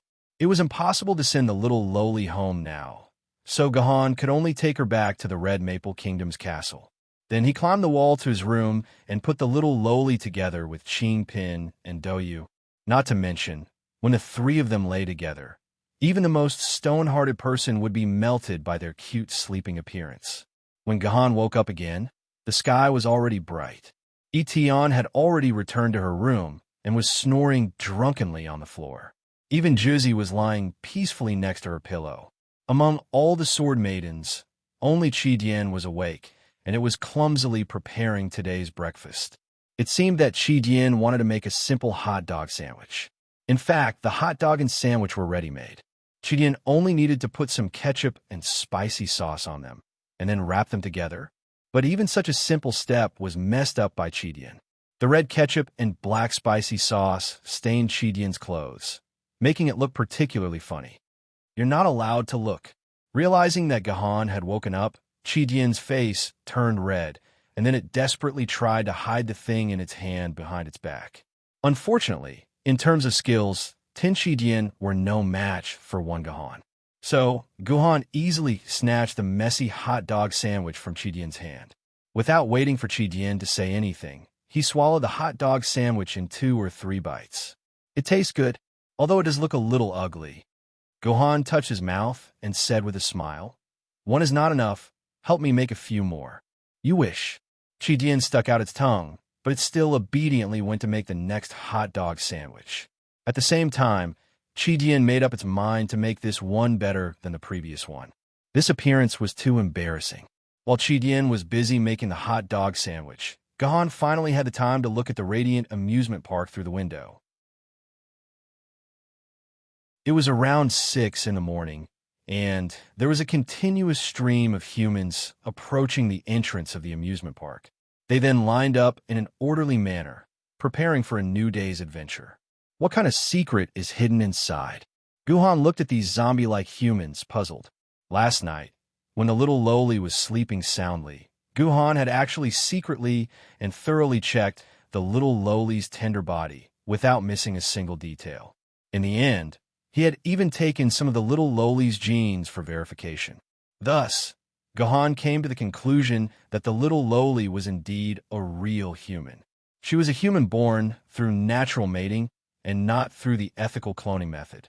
The little lowly was one of those humans, which meant that the other humans in the Radiant City were also born naturally. Therefore, Gahan's previous guess of human cloning was completely wrong. While Gahan was still thinking about these humans, a beeping alarm suddenly came from the corner of the room. Warning: the patient's vital signs continue to decline. The disease is out of control. Please send her to the hospital for treatment immediately. Warning: the patient's vital signs continue to decline. The disease is out of control. Please send her to the hospital for treatment immediately. The alarm came from Gahan's immortal sword grade medical pod. Gahan immediately put down the questions in his mind and ran to the side of the medical pod. He saw the medical pod flashing red lights continuously. At the same time, the screen kept reminding Gahan that the patient was about to die. Guhan took a closer look at Ashima's various data and was shocked to find that compared to when she first entered the medical cabin, Ashima's various vital signs had actually dropped by about half. This was especially true for her blood, which had less than 15% of her blood left. No wonder the medical cabin indicated that the patient was about to die. What was going on? Could it be that the medical pod was broken and could not even treat such a small superficial wound and blood loss? Or could it be that the medical pod's internal storage was insufficient and not enough for Ashima's use? Gohan's hands immediately moved quickly on the screen. Very quickly, he brought up the list of the medical pod's remaining medical resource. Most of the medical resource showed 100%. Only a few resources related to blood production showed 99%. Looks like she's not an ordinary human, Gahan muttered. Normally, when 70% of the blood was lost, around 10% of the medical resource would be consumed. However, Ashima had only consumed 1%. This meant that Ashima's body was completely unable to accept the treatment of these medical resource, while ordinary humans could definitely accept the treatment of these medical resource.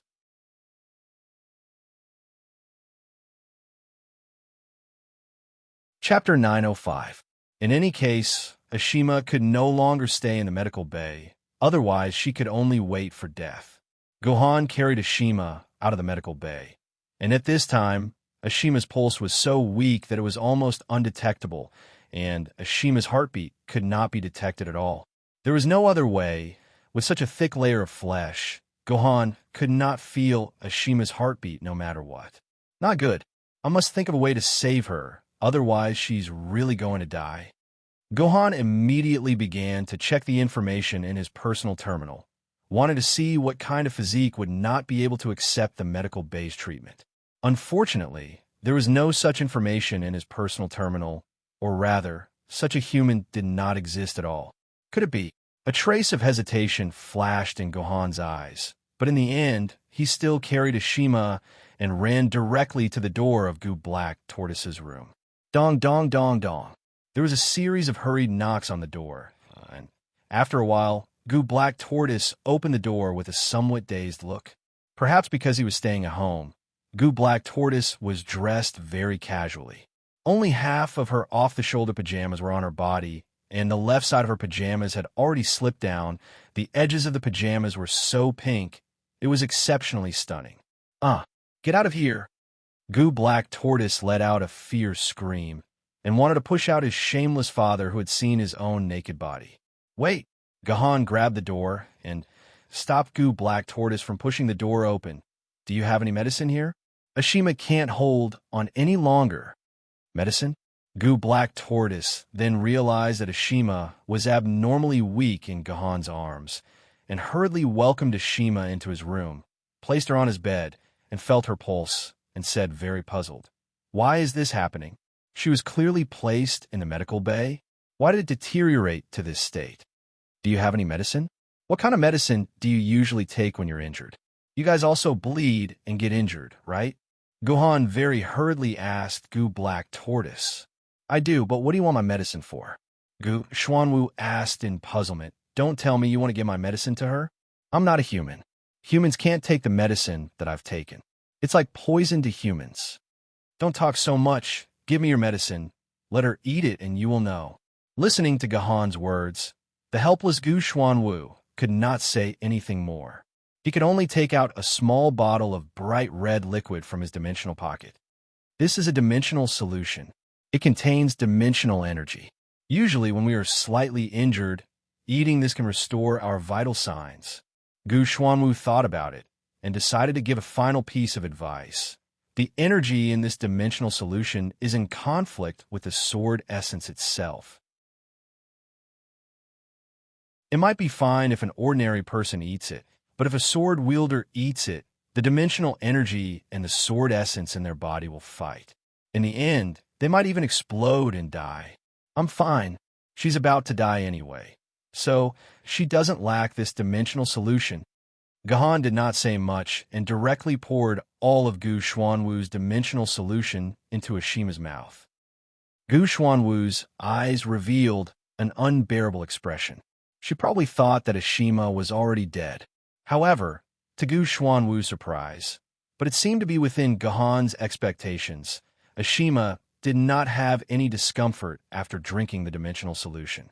On the contrary, her originally cold body began to warm up again. Her pale skin also had a little redness, and her pulse was beating more vigorously. Obviously, Ashima began to gradually recover under the effect of this bottle of solution.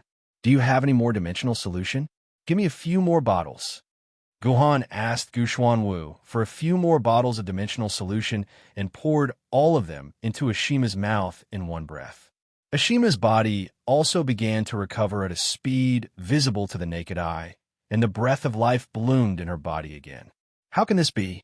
Goo Xuanwu's expression fully expressed how unbelievable she was. It's very simple. She's Yuan Ko, not a human. Just like you. Gohan's words struck Goo Xuanwu's ears like a sudden clap of thunder. Father, you mean she's the same as me, a hybrid of Yuan Ko and a human? Goo Xuanwu's entire body began to become excited. One could imagine how exciting it was to find one of the same kind in the vast sea of mutants.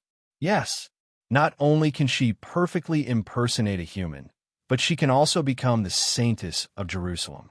Only someone in the same situation as you can do it. Gohan actually wanted to say that there was a hybrid of human and Yuan Ko in a scabbard. However, This hybrid had already become his sword mistress, and from the looks of it, this would become something that she would never be willing to mention for the rest of her life, so he did not say anything more. My medicine. The muddle-headed Ashima finally woke up from her long coma. When she woke up, the first thing she did was to find her dimensional pocket. Then, she quickly fished out a bottle of vermilion liquid that was exactly the same as the solid black tortoise's dimensional solution. After finishing it, she let out a long sigh of relief and quickly threw the bottle back into her dimensional pocket.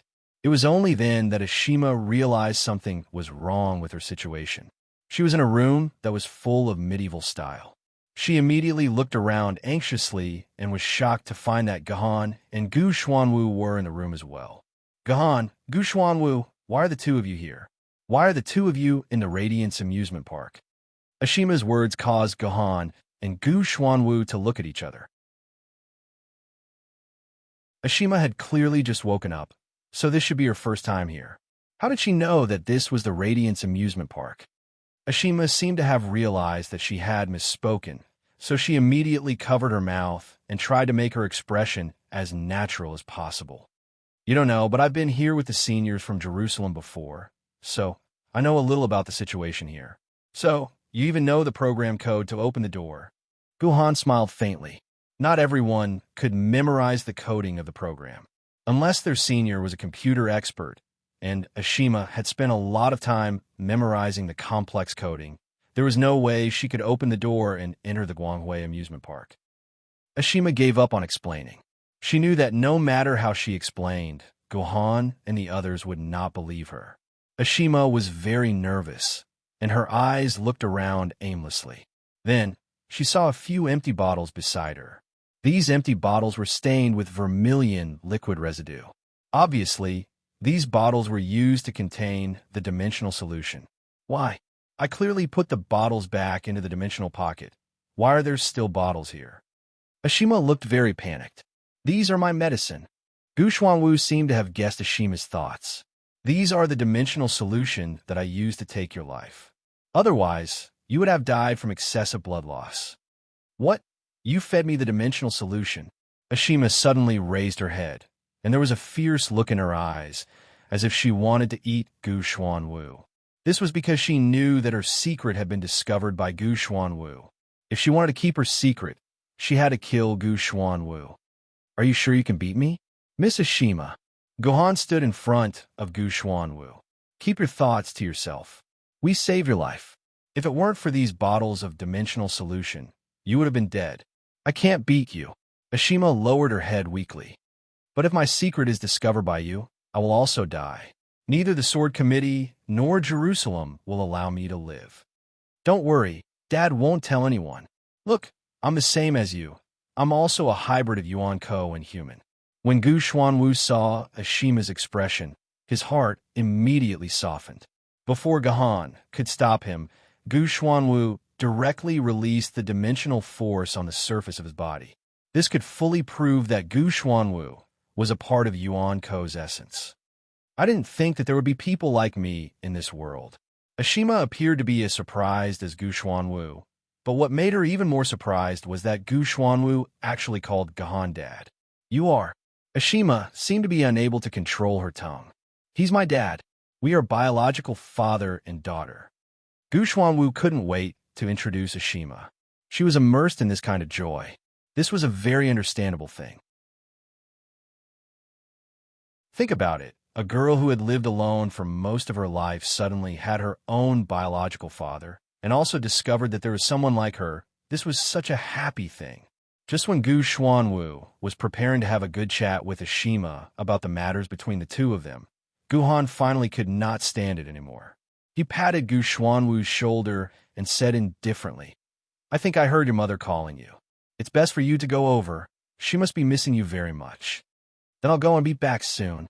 In Gu Xuanwu's heart, his mother was naturally more important, so Gu Xuanwu could only bid farewell to his new friend and quickly ran towards Thousand Do, Isuzu's room. I didn't think that there would be people of mixed blood like me in this world. Ashima looked at Gu Xuanwu's receding figure, her face brimming with a happy smile. I really regret saving you. I didn't think that Black Tortoise couldn't control her own mouth. Gohan stood behind Ashima and said, "Don't worry, I won't say anything. We are all people with the same bitter fate." When Ashima spoke, she seemed to be extremely emotional. Her chest was constantly moving up and down, simply like a surging wave. You're tuning in to the Warrior Lore YouTube channel. Don't forget to subscribe and join us on this journey to catch the most captivating stories.